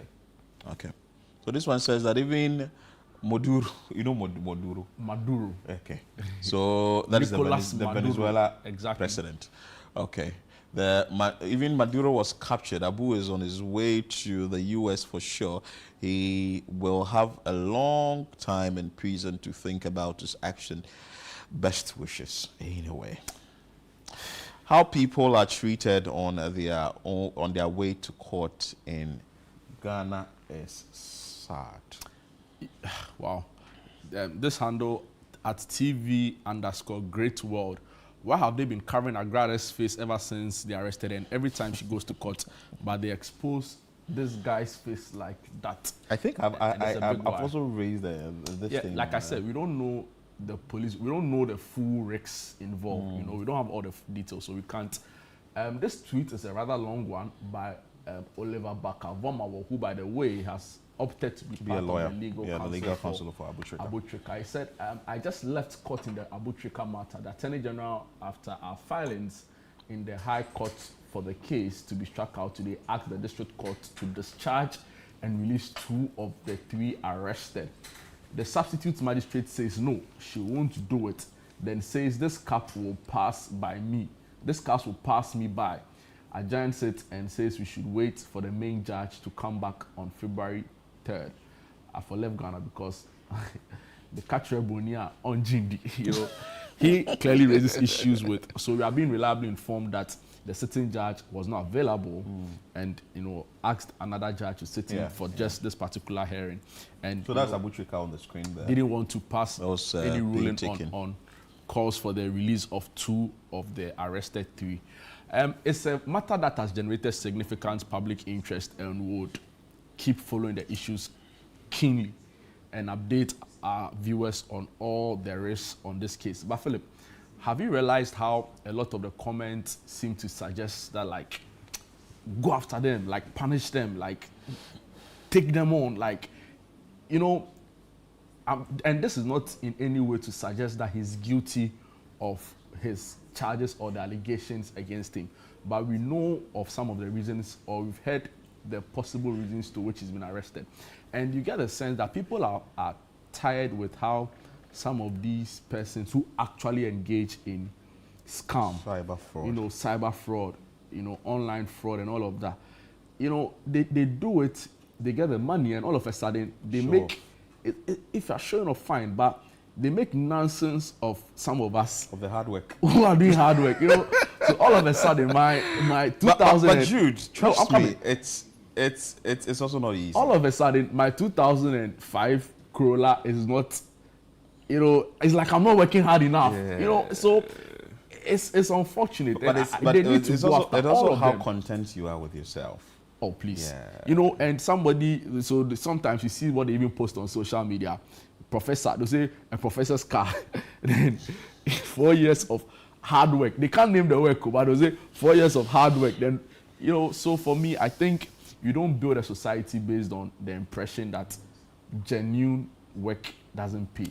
Well, so we need to fish them out. Choose it rightly. Make sure that you are working genuinely, like Judy said.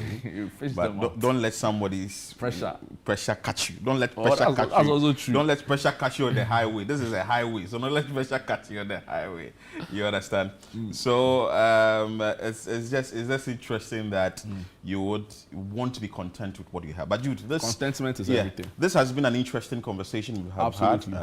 Jude Mensah Duncan, Philip Nilate. We need to cross over to the accountability series now, where the government communication, that is a Minister of State in charge of government communications, that is Felix Kwakye-Ofosu, is addressing the press.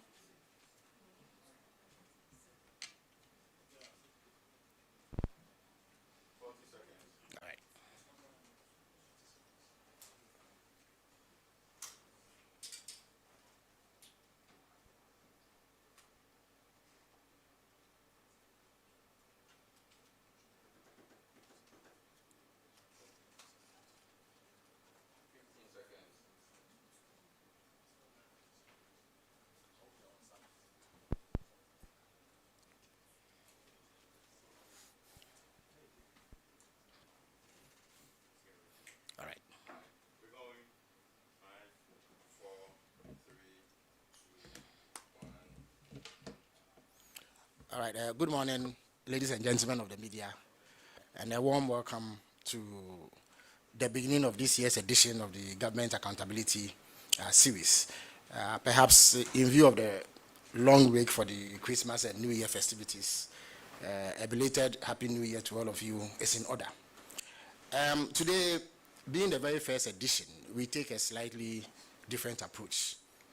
Ordinarily, I would come with a guest, most likely a sector minister, to speak to you about happenings under their sector and how their performance ties in with the overall objective of President Mahama, who has vowed to reset our country.